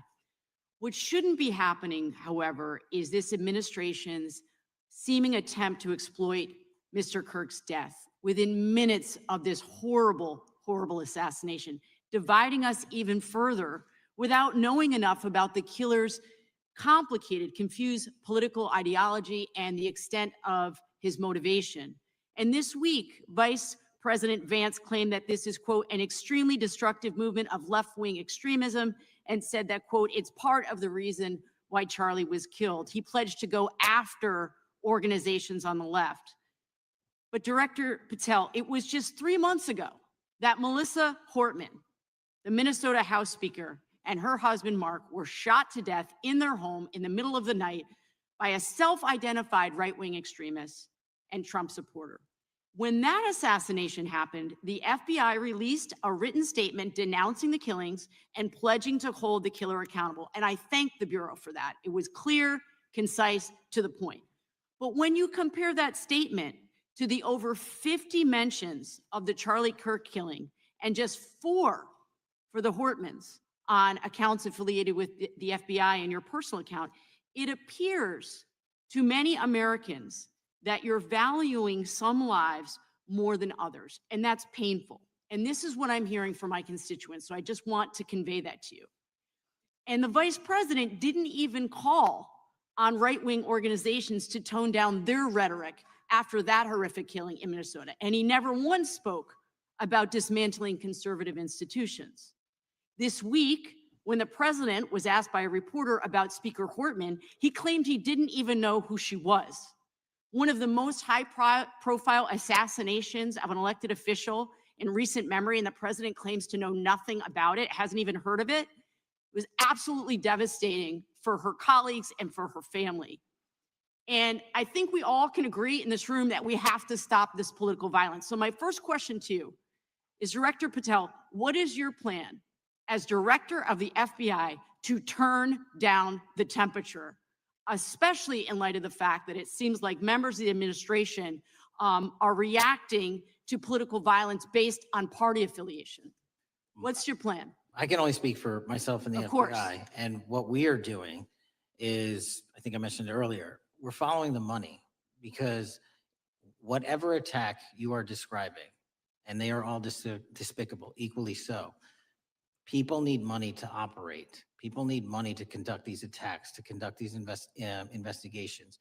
And so what we are doing is finding the people that supported this infrastructure system, because even when you say there's a lone, quote unquote, lone wolf actor, he's not truly a lone wolf actor. Something happened along the way. I agree. And so can I just because we have such little time, are you making a commitment right now to follow where the evidence goes in investigating whether it's violence on the left or the right? Because over the last 10 years, when you look at the ideology, I want to follow up on what my colleague from California said. When you look at the data, you look at the Anti-Defamation League data, 96% of ideological motivated killings were committed by the right wing.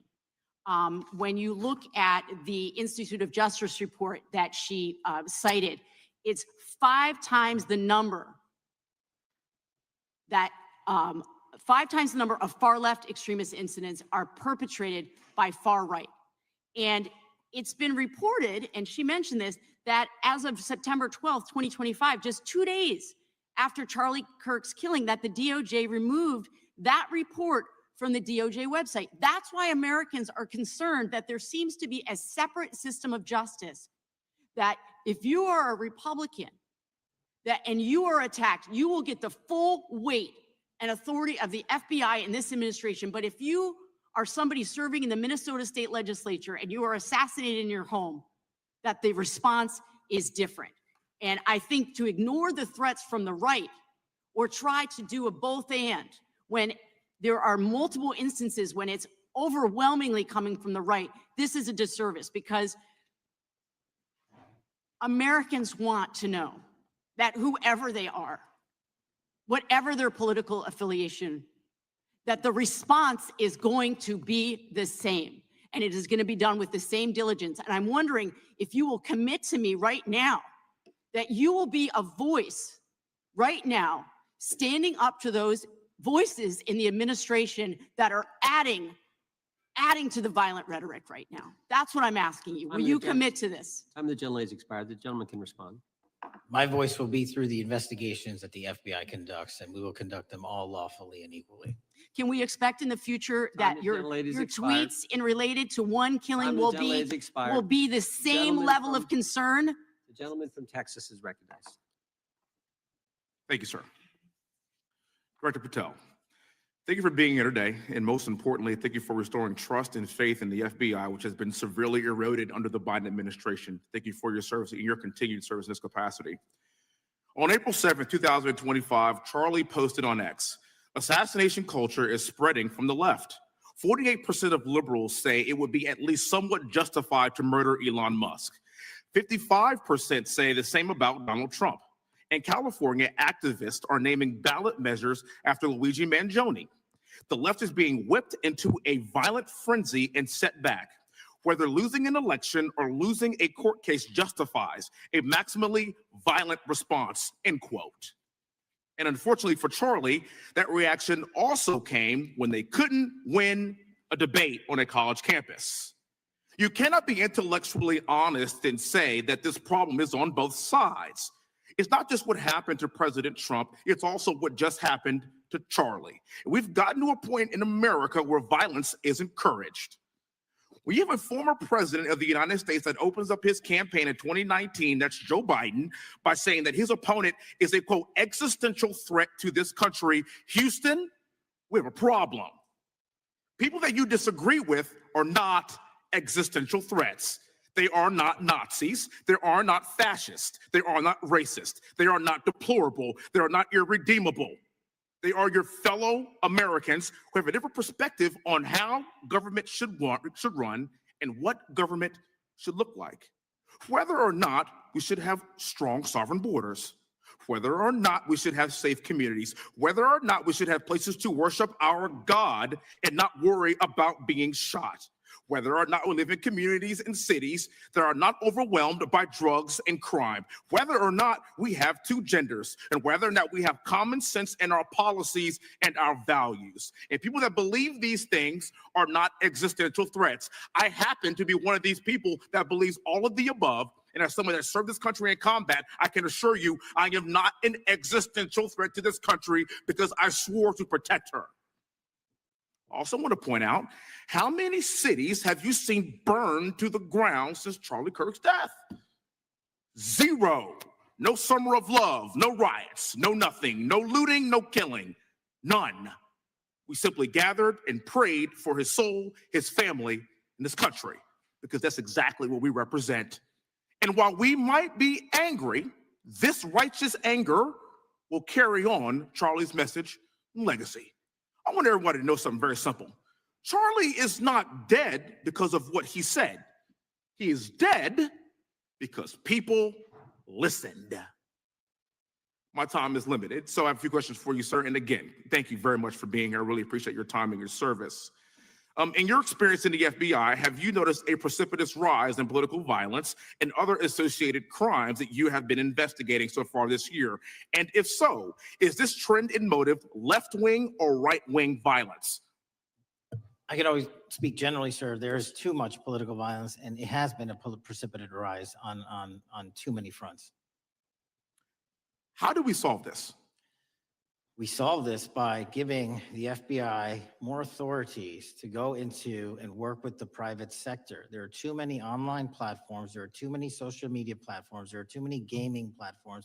There are too many places for people from America and around the world to get together without their parents knowing anything about it, without their school teachers knowing anything about it, and infesting the minds of our children and infecting them with radical ideology. And with that is the root cause of these problems. And we must tackle it. It is not a 1950s America anymore. In 2025, the cyberspace needs to be tackled.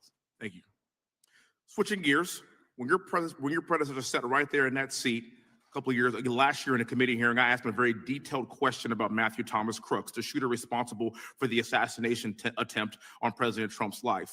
I did get an answer from Chris Wray that day, and I submitted written questions to the FBI and into the record of this committee. And I want to resubmit those questions today because I think we are still awaiting answers to those questions. So, Mr. Chairman, I'd like to submit them for the record, please. I'd like to ask you, sir, and the FBI, under your leadership, would you please respond to these questions, and can you commit to doing that? As soon as the trial's over. Thank you very much. I will end with this. Charlie Kirk is not dead because of what he said. Charlie Kirk is dead because people listened. He set up a tent that said, "Prove me wrong," and exercised his First Amendment right. That's all he did.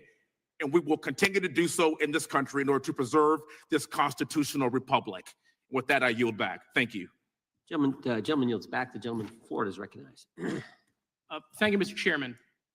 Before I begin, I want to caution my colleagues on one-sided violence in this country.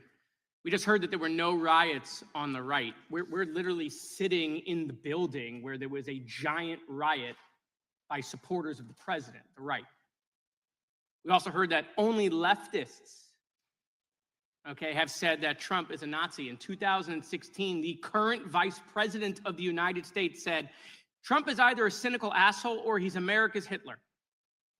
And so this is the problem. Like, I don't want to have to say this garbage, but you want me to sit here and get painted with one brush, the whole left. No, there are extremes on the left, and there are extremes on the right. And we collectively should tackle that. But to come here and just look at us and say we all support what's going on in the extremes is why we can't solve anything in this building. Director, let me say first, thank you for being here, and my condolences on the loss of your friend. And I'm happy to hear that you want to do more on the social media platforms. Okay, it's crazy what's going on the social media platforms. There are so many conspiracy theories on what's going on with Charlie Kirk. Israel assassinated him, right? There are conspiracy theories about your personal social life all day. It is totally rampant. Big names on the right, Candace Owens, right? Talking about how what's been released as far as the dialogue between the perpetrator and his roommate is manufactured by the FBI, manufactured by the administration. It is totally rampant, allowing foreign governments to just perpetrate these platforms, all of these bots, all of the time to weaponize Americans. You see what's going on here? This is a byproduct of all of that. What's going on in the streets is a byproduct of all of that. What's happening is you see people celebrate Luigi Mangione is a byproduct of all of that. And so if we want to do something, then we should talk about Section 230. We should talk about how we're going to make sure that we don't let foreign governments poison our children's mind. And so I will work with you on that, Director. I'll work with you on 230 any day. No problem. So now, that was the good part. I want to take your attention back a second, okay? Breaking news. Kash Patel is nominated to be the FBI director. Dan Bongino is nominated to be the number 2 at the FBI. MAGA celebrates, rejoices, bells are ringing out. The team, Patel, Bongino, that sought out every podcast microphone to talk about the Epstein list. The names are finally going to get released. It begins. They produce white binders. Phase 1 with the podcasters. This is not actually one of them, of course, I made this. Your name's on it, right? And the names are going to come out. Pam Bondi says the list is on her desk. Then a memo comes out all of a sudden and says, there's no list. Oh no, no phase 2. Phase 2 binders never happen. You said the conspiracy theories around Epstein just aren't true. They never have been. And yesterday, in an answer to Senator Kennedy, you said the FBI is not in possession of any credible evidence that Epstein trafficked girls to anyone but himself. So according to your testimony yesterday and in this committee, according to the evidence the FBI has, the number of names on the list are 0. No, Zero. The index has been released, and the number of people involved in that trafficking operation were charged in 2018. Other than Epstein and Ghislaine Maxwell, your testimony in the Senate and here is that according to the evidence you have, the number of other names is 0. That were charged based on credible evidence. Well, who are the other names? Give me the other names that weren't charged. We are not releasing the names of anyone because the Department of Justice never does that of anyone that didn't have any credible information Okay, to attack them. Let me move forward. The president has, you've seen the picture of the woman's body with the writing and the president's signature. The president says that's not his. Okay? President says it's not his. The Republican colleagues say it's not his. The administration say it's not his. Will you be opening up an investigation into the Epstein estate for putting out a fake document with the president's signature linking him to the world's largest pedophile ring? Will you be opening that investigation into that? On what basis? On what basis? They literally put out a fake document, according to the president, with a fake signature. It's a forgery of the president of the United States signature. That's the basis. Sure, I'll do it. Okay, I look forward to that investigation. Oh, am I over? Thank you, Mr. Chairman. I appreciate your diligence. Gentleman's time has expired. Chair now recognizes the gentleman from California. Director Patel, as you know, my state, California, is home to the worst public infrastructure failure in U.S. history, known as California High-Speed Rail, although the name is probably a misnomer. Earlier this year, I joined your counterpart at the Department of Transportation, Sean Duffy, doing a compliance review of the federal money the state has received, and the outcome was that the state has not complied with the terms of its billions of dollars in funding because it hasn't actually built anything. And so that federal funding has now been cut off, but a lot of us in California still have questions as to where all the money went. We're 17 years in to this project, and absolutely nothing has been built. Not a single bit of track has been laid. There are no stations, there are no passengers, and the plan initially was to have the whole thing, LA to San Francisco, done by 2020 at a cost of $33 billion. Yet here we are in 2025, nothing has been built. And according to the New York Times, the project won't even be completed this century. And the total cost is now estimated to be over $130 billion. So I just wanted to ask you, do you think this is something that bears scrutiny, or can you confirm whether there's any kind of investigation going on at the FBI? The FBI certainly can't investigate incompetence, but the FBI certainly can investigate and does investigate waste, fraud, and abuse. And so if we have any information that indicates that that happened in this situation or anything else, we'll look at it. Thank you very much. We've also, been talking some today about the issues that occurred at the border during the Biden administration.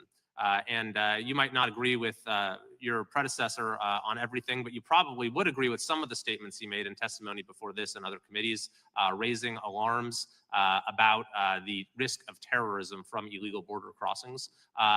Since becoming director, have you gotten some insight into how well calibrated those warnings were, and what is the status of that risk now?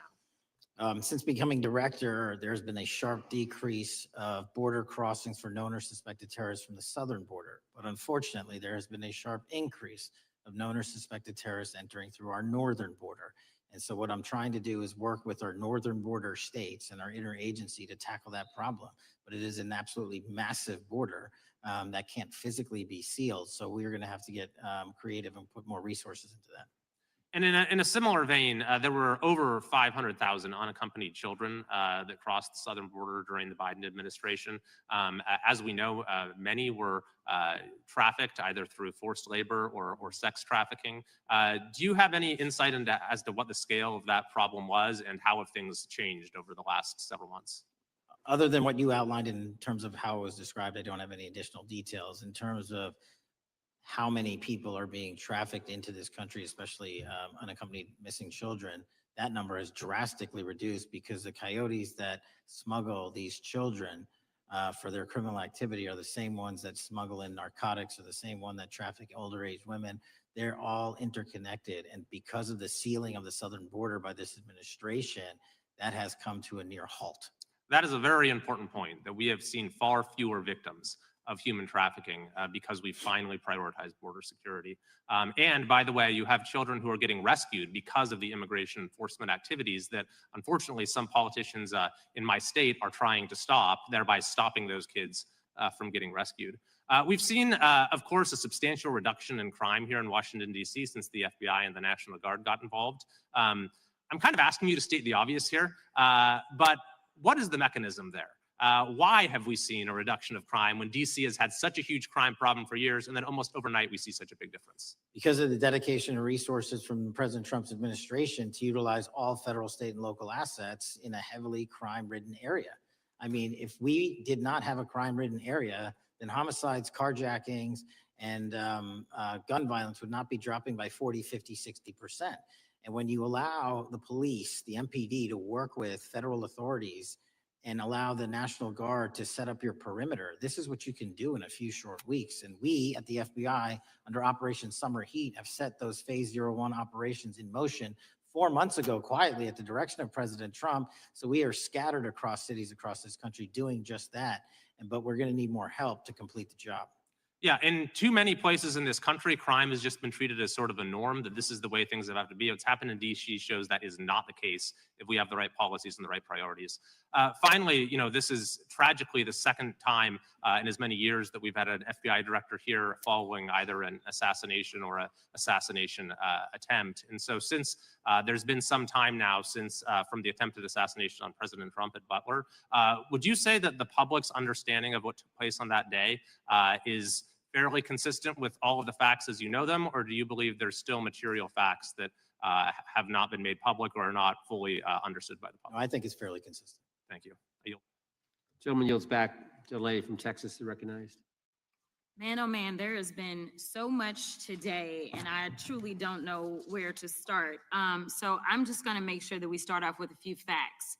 So a couple of facts that we need to make clear for everyone is that, number one, Director Christopher Wray, when he was appointed to be the head of the FBI, was appointed by Donald Trump. Now, I will agree that I definitely take issue with a number of decisions that Donald Trump makes, especially when it comes to the people that he decides to appoint to very important positions, including this one, because I did have to make sure that I wasn't going crazy. But when I say that you are the least qualified FBI director in the history of the FBI, that is real, because you are the only one that never even served with the FBI prior to joining. Yet we are supposed to believe that That's you are false. the greatest thing since sliced bread. I didn't ask you a question. Now, what I want Still to go false. through is to talk about why you are a failure and why, honestly, we just need to tell you bye-bye. I know that you got a little upset and you put on your show for your boss because it seems like you're trying to save your job when it came to talking to Senator Booker yesterday. But let's go through some of your failures. So before you were even confirmed, and I think one of my colleague from Georgia, pointed out that you are already targeting career officials so that you could direct illegal firings. Mind you, these cases that you were so upset about, which are the ones tied to Trump, the cases came through his handpicked FBI director. And frankly, when people sit around and say things like, oh, we're happy because now we feel safe. I don't know who feels safe in this country except for the white supremacists, because I specifically as a Black woman definitely don't feel safe. And frankly, my colleagues have been real nice to you today, and I applaud them, but I don't have the same demeanor because I know that multiple colleagues on this side of the aisle have faced death threats. In fact, somebody tried to kill one of my colleagues. And frankly, I don't know if this FBI or under your leadership, if those people would have been caught. I don't have any confidence in you. And if we start talking about the reasons that I lack confidence, we could start with you not just wanting to acknowledge some simple facts. Simple facts like the vast majority of the threats are coming from right-wing extremism. And I know my colleagues have tried to stress this, but I decided that I would maybe do it in a different way. Number one, I have a couple of UCs. Kim Buck, one of multiple Republicans receiving death threats for voting against Jim Jordan as House Speaker. Without objection. Another one, Republican lawmaker says she received death threats after voting against Jim Jordan in Speaker's race. Without objection.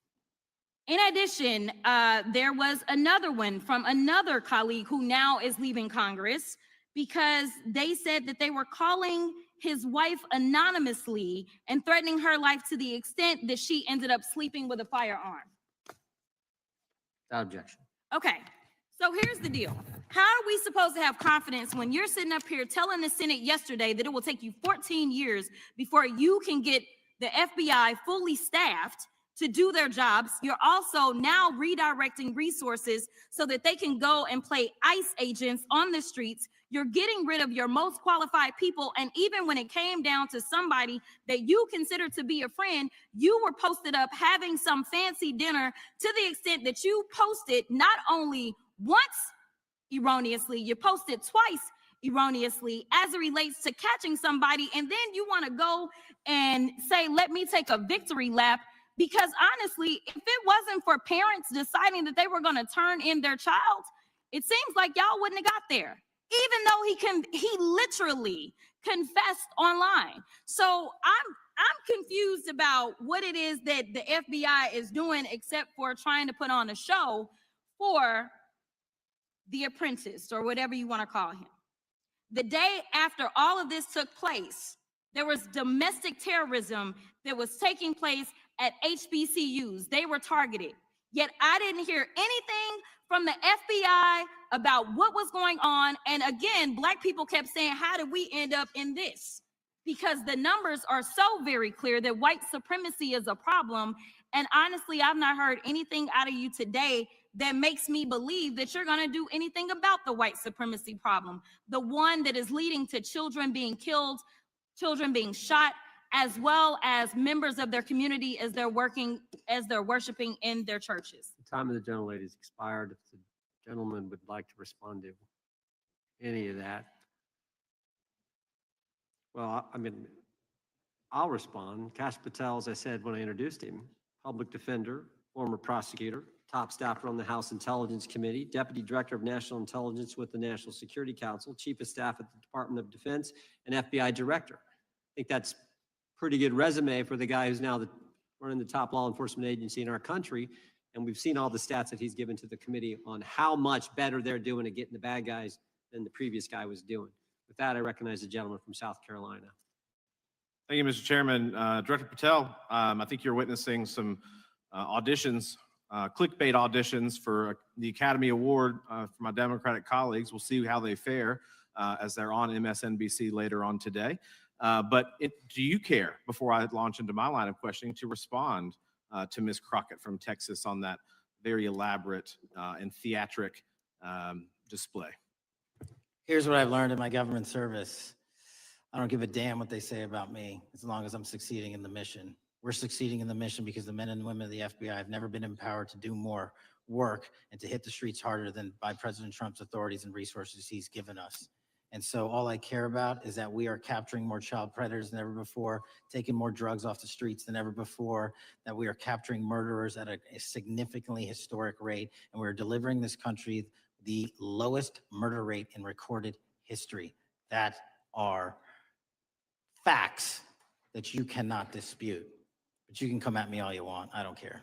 Thank you, Director, for that. And we appreciate your service. We appreciate the results speak for themselves, I think, pretty plainly, and your commitment not only to results, but to transparency. So we do appreciate that. Director, who is John Durham? He was a former federal prosecutor, United States attorney, and ultimately appointed special counsel in the first Trump administration. Correct. And there was a document that he released in his findings called the Durham Report. What was the Durham Report briefly, and what were the findings very briefly? It was every special counsel that's appointed produces a report to the Attorney General. Special counsel's Durham Report largely focused on Crossfire Hurricane and included extensive summary findings in classified and unclassified manner. And we released the classified version, finally declassifying it for the American public in this committee. Correct. And you released that in July of this year. I think so. Yes, sir. Isn't it true that in the classified Durham Annex, as it's referred to, that in 2016, the Obama administration obtained intelligence information from a source contained in two separate memoranda, one in January of 2016 and one in March? The two memoranda described confidential conversations between DNC Chair Debbie Wasserman Schultz and two individuals from the Soros Open Society Foundation. Isn't that true? As written in the report, I'll let it speak for itself. In the Durham Annex in January of 2016, the memorandum noted in part that President Barack Obama intended to scuttle the FBI's investigation into Hillary Clinton's private email server and mishandling of highly classified information during her time as Secretary of State. Isn't that found in the report? I believe so. Isn't it also found in the report that in March of 2016, the memorandum also included references to the same Obama effort to shut down the Clinton investigation, but additionally outlined a plan to falsely connect Trump to Russia? Isn't that in the Durham Annex? I think it's in more than the Durham Report, but yes. The memo also stated in part that, quote, the Democrat Party's opposition is focused on discrediting Trump, among other things. The Clinton staff, with the support from special services, is preparing scandalous revelations of business connections between Trump and the Russian mafia. Isn't that also found in the now unclassified Durham Annex? I believe so, sir. According to the Durham Annex, based on analysis and translation of the intelligence, FBI analysts believed that special services could either mean the FBI or CIA, or the Trump dossier author Christopher Steele. Isn't that in the Durham Annex? I believe so, sir. When the Obama administration received intelligence in March of 2018, Fusion GPS was preparing open source opposition research regarding purported ties between Trump and Russians. The research was paid by the Clintons campaign and the DNC. Isn't that open source and also in the Durham Annex? I believe both. Okay. And so also in the Durham Annex, which I found interesting, was the potential campaign plan was shared with high-ranking career officials at DOJ. Isn't that in the Durham Annex? I believe so, sir. The Durham Annex describes that in July of 2016, emails allegedly between Leonard Bernardo, a senior vice president of George Soros's Open Society Foundation, included data providing specificity on the Clinton plan in an attempt to smear Donald Trump by falsely linking him to Russia. Isn't that in the Durham? I believe so. And so briefly, this additional evidence that you've unclassified and released to the American public, what does that purport to show or augment about the Durham report that you can share with the American people? Put simply, that the FBI was weaponized. Against a political campaign. Yes, sir. Thank you for that, Mr. Chairman. I yield back. Gentleman yields back. The I have UCs. gentlelady from Texas recognized for unanimous consent. Yes. First one is Russia's ghostwriter hacker group takes aim at German election. This is from Politico. Objection. The next one is Director of National Intelligence, 30 days until election 2024, which specifically states that our assessments about activities and goals of Russia, Iran, and China are unchanged from earlier election security updates, and that they were middling. Objection. And I've got three more. The last three are that how Russia is using artificial intelligence to interfere in elections. Moscow's attempts to interfere in US and other elections are nothing new, though their tactics and strategy are constantly evolving. Objection. The next one is Russian interference coming soon to an election near you. Russia pursues a systemic strategy of undermining elections and influencing public opinion in the West. EU and NATO countries must recognize that Moscow often acts through agents within their own borders and build resilience to such interference. What's the source? This one is carnegieendowment.org. Okay, without objection. Thank you. The gentlelady from North Carolina is recognized. Thank you, Mr. Chairman, and Director Patel. I'm glad that I'm going a little out of order here because I'm going to pursue some of the things that you were just talking to Mr. Fry about and remind you about your confirmation hearing. At your confirmation hearing in January, you said under oath, and I quote, "There will be no politicization at the FBI. There will be no retributive actions taken by the FBI should I be confirmed." And in your written response to the Senate questionnaire, you said, I quote, "Personnel decisions shall be based on performance and adherence to the law. And every FBI employee will be held to the absolute same standard and no one will be terminated for case assignments." So I want to just go through a couple scenarios with you to get a sense of whether you think these are examples of politicization of the FBI or making decisions based on the performance and adherence to the law. So, first question, would hiring FBI agents, analysts, and supervisors from only one political party being politicization of the FBI or making personnel decisions based on performance and adherence to the law? We don't ask FBI people, applicants, where their political parties are. Mr. Patel, do you ask FBI applicants who they voted for? The FBI does not. Are you aware that in the lawsuit that Mr. Driscoll filed against you and the FBI, he was asked who he voted for? Since that lawsuit has been filed and it's ongoing litigation, I'm not able to comment. Well, but it also means that you just said that what happened in his situation didn't happen. So we will go on to the next question. Let me ask you an even easier one. Does firing agents for working on the cases that they were assigned to and that the president didn't like, is that politicization of the FBI or making personnel decisions based on performance and adherence to the law? The FBI doesn't terminate anyone based on case assignments alone. Has the FBI ever been sued by somebody who felt that they were terminated based on case assignments? In the entire history of the FBI, I'm sure they have. No, since your tenure. I'm sure there's ongoing litigation. Yes. In fact, there is ongoing litigation. And in fact, people have been asked who they voted for. And in fact, you are running an FBI for the President of the United States rather than the people of the United States, because my questions were not hypotheticals. They are the things you have done during your tenure. And according to a lawsuit filed last week by long-term FBI agents, you fired former acting director Brian Driscoll. He had served with the Bureau for nearly 20 years, earned a Medal of Honor, Medal of Valor for bravery during the dangerous ISIS raid, and had a wealth of crisis response experience and led the FBI's critical incident response group. When the Trump administrations interviewed Mr. Driscoll for that role, they interrogated him about his political leanings and who he voted for in the last 5 elections. Questions Mr. Driscoll refused to answer because those types of questions impermissibly politicize the FBI.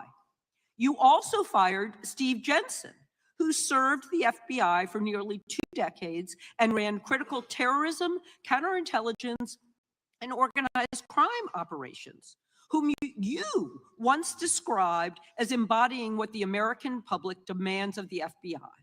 But he was fired because he took part in investigating crimes committed on January 6th. And Trump's MAGA base lambasted you online for keeping him at the FBI. So he's no longer at the FBI. You also fired a decorated combat veteran with decades of experience in the Bureau, Special Agent Walter Jardia, because he worked on the investigation into the Russian interference in the 2016 presidential election and helped investigate Trump's ally, Peter Navarro. Director Patel, it is very clear that you have flunked your own test. You've put saving your job, which I actually believe you were being honest about during your confirmation hearings, over doing what's right for the FBI and the American people. That is not adherence to the law. Thank you, and I yield back. The gentlelady is expired. The chair now recognizes the gentleman from North Carolina. Thank you, Mr. Chairman. Director Patel, it's great to have this opportunity. Thank you for being here. Thank you for your service. And I've got to say, one of the most disheartening components of the previous administration, when I was working with local law enforcement all over the state of North Carolina, all over the country, people rightfully did not really care about the inner work. It's important for this FBI to be transparent without jeopardizing our investigations. So a little bit of the timeline is important. Charlie Kirk was unfortunately assassinated on September 10th. We immediately, the next day, released images early in the day in local time in Utah to start the public partnership in our manhunt for the assassin and culprits. At approximately 5 p.m. local time, I arrived on the ground and walked the crime scene myself. And we flew multiple FBI assets in and out to process DNA simultaneously while bringing in evidence response technicians, hostage rescue teams, and other experts to assist state and local law enforcement with their investigation. At 8 p.m. local on September 11th, the FBI collected and populated and promulgated at a press conference a video of the suspect on the grounds. We also released enhanced images Due to that release that I directed and ordered, the suspect involved was apprehended and in custody at 10 p.m. local time. That's less than 2 hours after we did the video release and the photo release. So within 33 hours, that individual suspect was in custody. And his family, who has since been interrogated, specifically stated to FBI interrogators that because of the video that the FBI released at my direction, and because of the photographs that they released, they identified their son, they confronted their son when he swung by their home, and that's what led to his apprehension. We are still, the FBI has that investigation ongoing, and it continues to be ongoing. And I want to thank the state of Utah and the state and local authorities there. And I also want to thank the Attorney General and President Trump for directing resources to allow us to conduct that investigation as we have. Under this administration, the FBI has arrested more than 23,000 violent criminals, 23,000 in 7 months. That's twice as many year to date last year. We've taken over 6,000 firearms off the streets. 6,000 guns are no longer in the hands of criminals in 7 months. We've identified and found and located 4,700 child victims. That is a 35% increase year to date last year. We have arrested 1,500 child predators. That is a 10% increase year to date last year in just 7 months. We've assisted our partners with countless counterterrorism operations around the world. We've captured at the FBI 4 of the most top 10 wanted fugitives in the world in 7 months. To put that in perspective, that's as many as my predecessor nabbed in the entirety of the Biden administration. We got 4, we got more coming. On top of that, in 2 weeks, thanks to the help of the CIA, we collected and captured one of the individuals responsible for the horrific Abbey Gate bombing that led to the murder of 13 service members. We did that in 2 weeks. They didn't do it in the 4 years of the entire prior administration. Nationwide, we've been executing our Operation Summer Heat, the FBI's national focus on targeting violent crime based on intelligence-driven operations. Ask the citizens of Seattle, Miami, Memphis, Charlotte, Chicago, New Orleans, to specifically highlight New Orleans and Nashville. There has been a 250% increase in violent crime arrests in those cities alone and other mid-major cities that I've just listed. In just a few short months, we have already unleashed 1,000 FBI personnel across this country. Every single state across this country is getting a plus up. This is a fiction that the FBI is short or that we are compromising the men and women in the field. They do not need to be in Washington, D.C., so we're sending them into the field to each and every one of your states. Because of that, crime is at an all-time low. We had to do it because of the explosion of crime. And maybe the most important stat for Americans to realize, in just 7 months, we are on track to produce the lowest murder rate in modern U.S. history by double digits. Those are results not of mine. Those are results of the men and women of the FBI. If you want to criticize me, bring it on, but do not attack the brave leaders in the field. We are also working 24/7, 365 on the opioid epidemic that is killing more than hundreds of thousands of people a year. We have seen 1,600 kilograms of fentanyl off the streets so far in 7 months. Year to date, 25% increase. To put that in perspective, that's enough to kill a third of the American population, 120 million Americans. 100,000 kilograms of cocaine and meth gone off the streets. Earlier this year, I highlighted in Cincinnati, Ohio, how we're getting creative to chase down those that were willing to do harm to our citizens, not just by striking at the heart of the fentanyl producers, but the fentanyl precursor companies in China. And we indicted for the first time multiple companies and individuals, not just in America, but in mainland China, that are producing the ingredients that produce and make fentanyl that kill our children. And we're going to keep going. Counterterrorism work, cyber attacks, and foreign adversaries are something the FBI must never sleep on, and we are not sleeping. In the counterintelligence space alone, this year, year to date, 30% increase in counterintelligence arrests from the DPRK, Russia, Iran, and China. And I want the American people to know, in this setting, there's a lot of work that the brave men and women in the FBI are doing we just can't get into, but they don't stop. Our cyber threats, ransomware attacks, those harming our children online. We have nearly a 20% increase in indictments and arrests in 7 months alone this year. We're going after those that harm our malware, infrastructure systems, telecom systems, and energy structure. Combating SALT and Vault typhoons are just a little bit of the examples we're doing. Maybe most importantly, under the counterterrorism and domestic terrorism umbrella, are nihilist, violent extremists, and those that label themselves 764, who wish to go online and convince children to maim and mutilate themselves and commit suicide. And we are producing record numbers of arrests under that umbrella organization. We even stopped an individual in the 764 network who wanted to conspire to kill an adolescent girl. He is now in custody. Transparency remains one of my main priorities at the FBI. And this is what I've done in my 7 months at the helm. We've produced more than 33,000 pages of documents to Congress to a variety of committees, including, I believe, 7,500 to this committee alone, if memory serves me correct. To put the 33,000 in perspective, my predecessor in 7 years produced 13,000 pages in total to the United States Congress. His predecessor in 4 years produced 3,000 pages in total. I repeat, I have produced 33,000 pages in 7 years to this Congress and will continue to do so. I'm dedicated to restoring the trust and the mission and the integrity of the FBI, and we cannot do so without congressional oversight, and I promise you I will continue to do so. On the Epstein case, the original sin on the Epstein case was how it was handled by Mr. Acosta when he first brought the case in 2006, 7, and 8. The original case had a very limited search warrant, had a very limited search window, had a very limited investigative window. I was not there when those search warrants and that investigation was launched. I would not have done it that way. They were limited to only 3 to 4 years of investigations from 97 to approximately 2001 and 2002 to 2005. Mr. Acosta allowed Mr. Epstein to enter into a plea agreement where he served weekend jails for trafficking minor women. He also was allowed to relieve jail to go home on the weekends. Plus, he allowed a non-prosecution agreement to be signed as part of that plea deal, prohibiting future investigations from that prosecution and from that evidence, and prohibiting the collection of further material.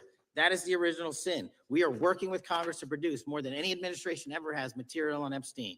And I welcome the challenge to tell us that we are not being as transparent as the law allows. We even went to court and asked the judges to lift those prosecutorial agreements and to lift those court order seals, and they denied us 3 times. Congress is welcome to do the same and join the fight. And I'd lastly like to focus on operation that the president led in DC. Because of this, we are taking this fight in DC to every single city across the country. 2,100 arrests in the last month alone. DC has seen a 60% decrease in gun crimes, 75% decrease in carjackings, and 53% decrease in homicides in our nation's capital.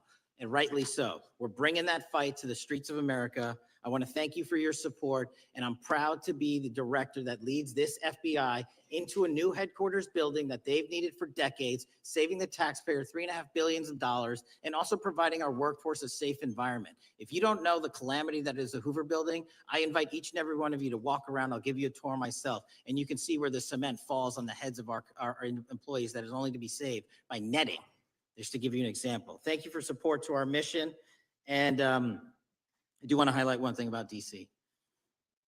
It's because the FBI gathered sources and evidence that we were able to, through our source network, identify the horrific murder of the DC intern, Eric Tarpinian. And I've spoken to his family, and we are working to bring them justice. And Mr. Chairman, in my 16 years, now my 17 years of government service, if anyone has any questions about my service, bring it on. Thank you, Director. We will now proceed under the 5-minute rule. The chair recognizes the gentleman from California, Mr. Ison. Director, delighted to have you here. You are a breath of fresh air.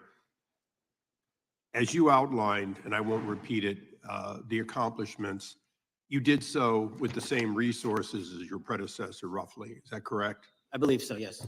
And so how much of that has to do with taking people out of the backside of the FBI and moving them into the field, into doing the job for which we primarily pay the FBI? It's exactly what we needed done. 1/3 of the FBI's workforce resided in the national capital region before I got there. 1/3 of the crimes do not happen in Washington, D.C. Not anymore. Not anymore. So 1,000 personnel of the FBI were deployed across this country on a permanent basis, and every single state in this union is getting a plus up, not a reduction, a plus up of 1811s of intel analysts and support staff. And that is why the crime rates are going down in record numbers. Thank you for doing that. And it's perhaps the hardest thing for a bureaucrat to do is to lower the head count around them that support them. And I appreciate your willingness to do it different than your predecessor. A lot of what you covered earlier was the find, the discovery, and then the prosecution that is done by the DOJ. But I want to talk a little bit about the prevent side. On the Charlie assassination, sir? No, on all of these. Okay. Okay, for example, and I'll bring it up before the Democrats bring it up, January 6th. January 6th, we now know because of your find that in fact, there were people involved who were not just observers, but participants who in fact, it's been alleged, and I personally believe, in fact, were part of promoting, perhaps even the one woman who died, encouraging her to walk through a door that led to her death. When you see that kind of activity, and you know it was done under predecessors with full knowledge, whether it's January 6th, where embedded people crossed the line, or any other activity, including obviously the Russian hoax that we're now dealing with up in, front and center. My question to you is, what can you or others do to prevent it from occurring again? Not on your watch, but on future watches. How can we know that this won't happen again the moment you leave the FBI? It's simple. What I'm doing through our leadership cadre is having FBI agents do what they were trained to do, not what they were not trained to do, not put them in situations that both harm them and the public. We're also utilizing our SORT networks and prioritizing the threat structure to go after the narco traffickers, the counterterrorism people, the counterintelligence threats, and the cyber threats. That's what they were trained to do, and that's what we're letting them do. One major question I have, after decades of doing this, on our side of it, both the chairman, myself, and others, both at oversight and here, have seen that the FBI and the Department of Justice hide behind non-statutory practices. Now, you've changed the interpretation of many of those practices. That's why we're getting the discovery that was previously withheld. How do we work together to make sure that we never again have false walls, non-statutory walls that say the Department of Justice has a prohibition about giving, quote, you fill in the blank, that has led to the chairman not seeing anything until you took over? I'm wedded to aggressive constitutional oversight. Having been a House congressional staffer, I know that is an important part of securing our democracy. And the way we make it an everlasting, enduring process is by showing the American people the results of what we are doing and the important work of this committee and putting it out to them so they can see government waste, fraud, and abuse. And then they can demand from our constituents and our electors that they want this process to continue. Last major question here. Some things are so sensitive that we both would agree they cannot be made public. Will you commit to this committee when it is too sensitive to disclose that you would at least make it available for in-camera review by the chairman and ranking members or others designated? I have done that and I will continue to do that. Well, thank you, Mr. Chairman. This is a breath of fresh air. This is the beginning of what we need. But my questions today for the director are ones in which I believe that we do need to codify by agreement or by statute if necessary, the kind of openness and transparency that we're seeing from this administration, the kind of discovery that's allowing us to do our oversight properly. And I would hope that that be the follow-up to this, obviously along with the Attorney General. And I yield back my 4 seconds. Thank you. Gentleman yields back. Gentleman from New York is recognized. Thank you, Mr. Chairman. Welcome, Director Patel. In the wake of the tragic murder of Charlie Kirk, Donald Trump said, quote, "Violence and murder are the tragic consequences of demonizing those with whom you disagree, day after day, year after year, in the most hateful and despicable way possible," close quote. I would note for the record that Donald Trump has famously demonized practically every person he has ever disagreed with, and therefore, using his own logic, he has put their lives at risk. I should know, about 2 weeks ago, when I announced my decision not to go, when I announced my decision not to seek re-election, many people on both sides of the aisle, including the chairman, offered me well wishes and thanked me for my service. Donald Trump, on the other hand, took to Truth Social to call me a, quote, psychopathic nut job, among other things. Yesterday, I received a threatening note filled with anti-Semitic comments and hateful attacks that mimicked some of the same language used by the president. I am sure many of us on this committee face similar threats every day. We have seen political assaults on both the left and the right. The attack on Charlie Kirk, the attempted assassination of the president, the murder of the Democratic Speaker of the Minnesota House, the assault on Paul Pelosi, and the attack on the Capitol on January 6th, for example. Director Patel, do you agree that there is political violence from both the left and the right? There's too much political Do you violence. agree, yes or no, that there's violence? There from is yes too or- much political violence based on ideologies from either side. Do you, from either side, okay. Are you aware of the study by the Cato Institute, a well-known conservative group, that found that 69% of the violence is from the right? I'm not familiar with that You're study. not familiar, okay. I would commend it to you.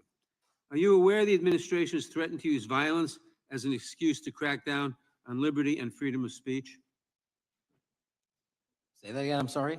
Are you aware the administration has threatened to use violence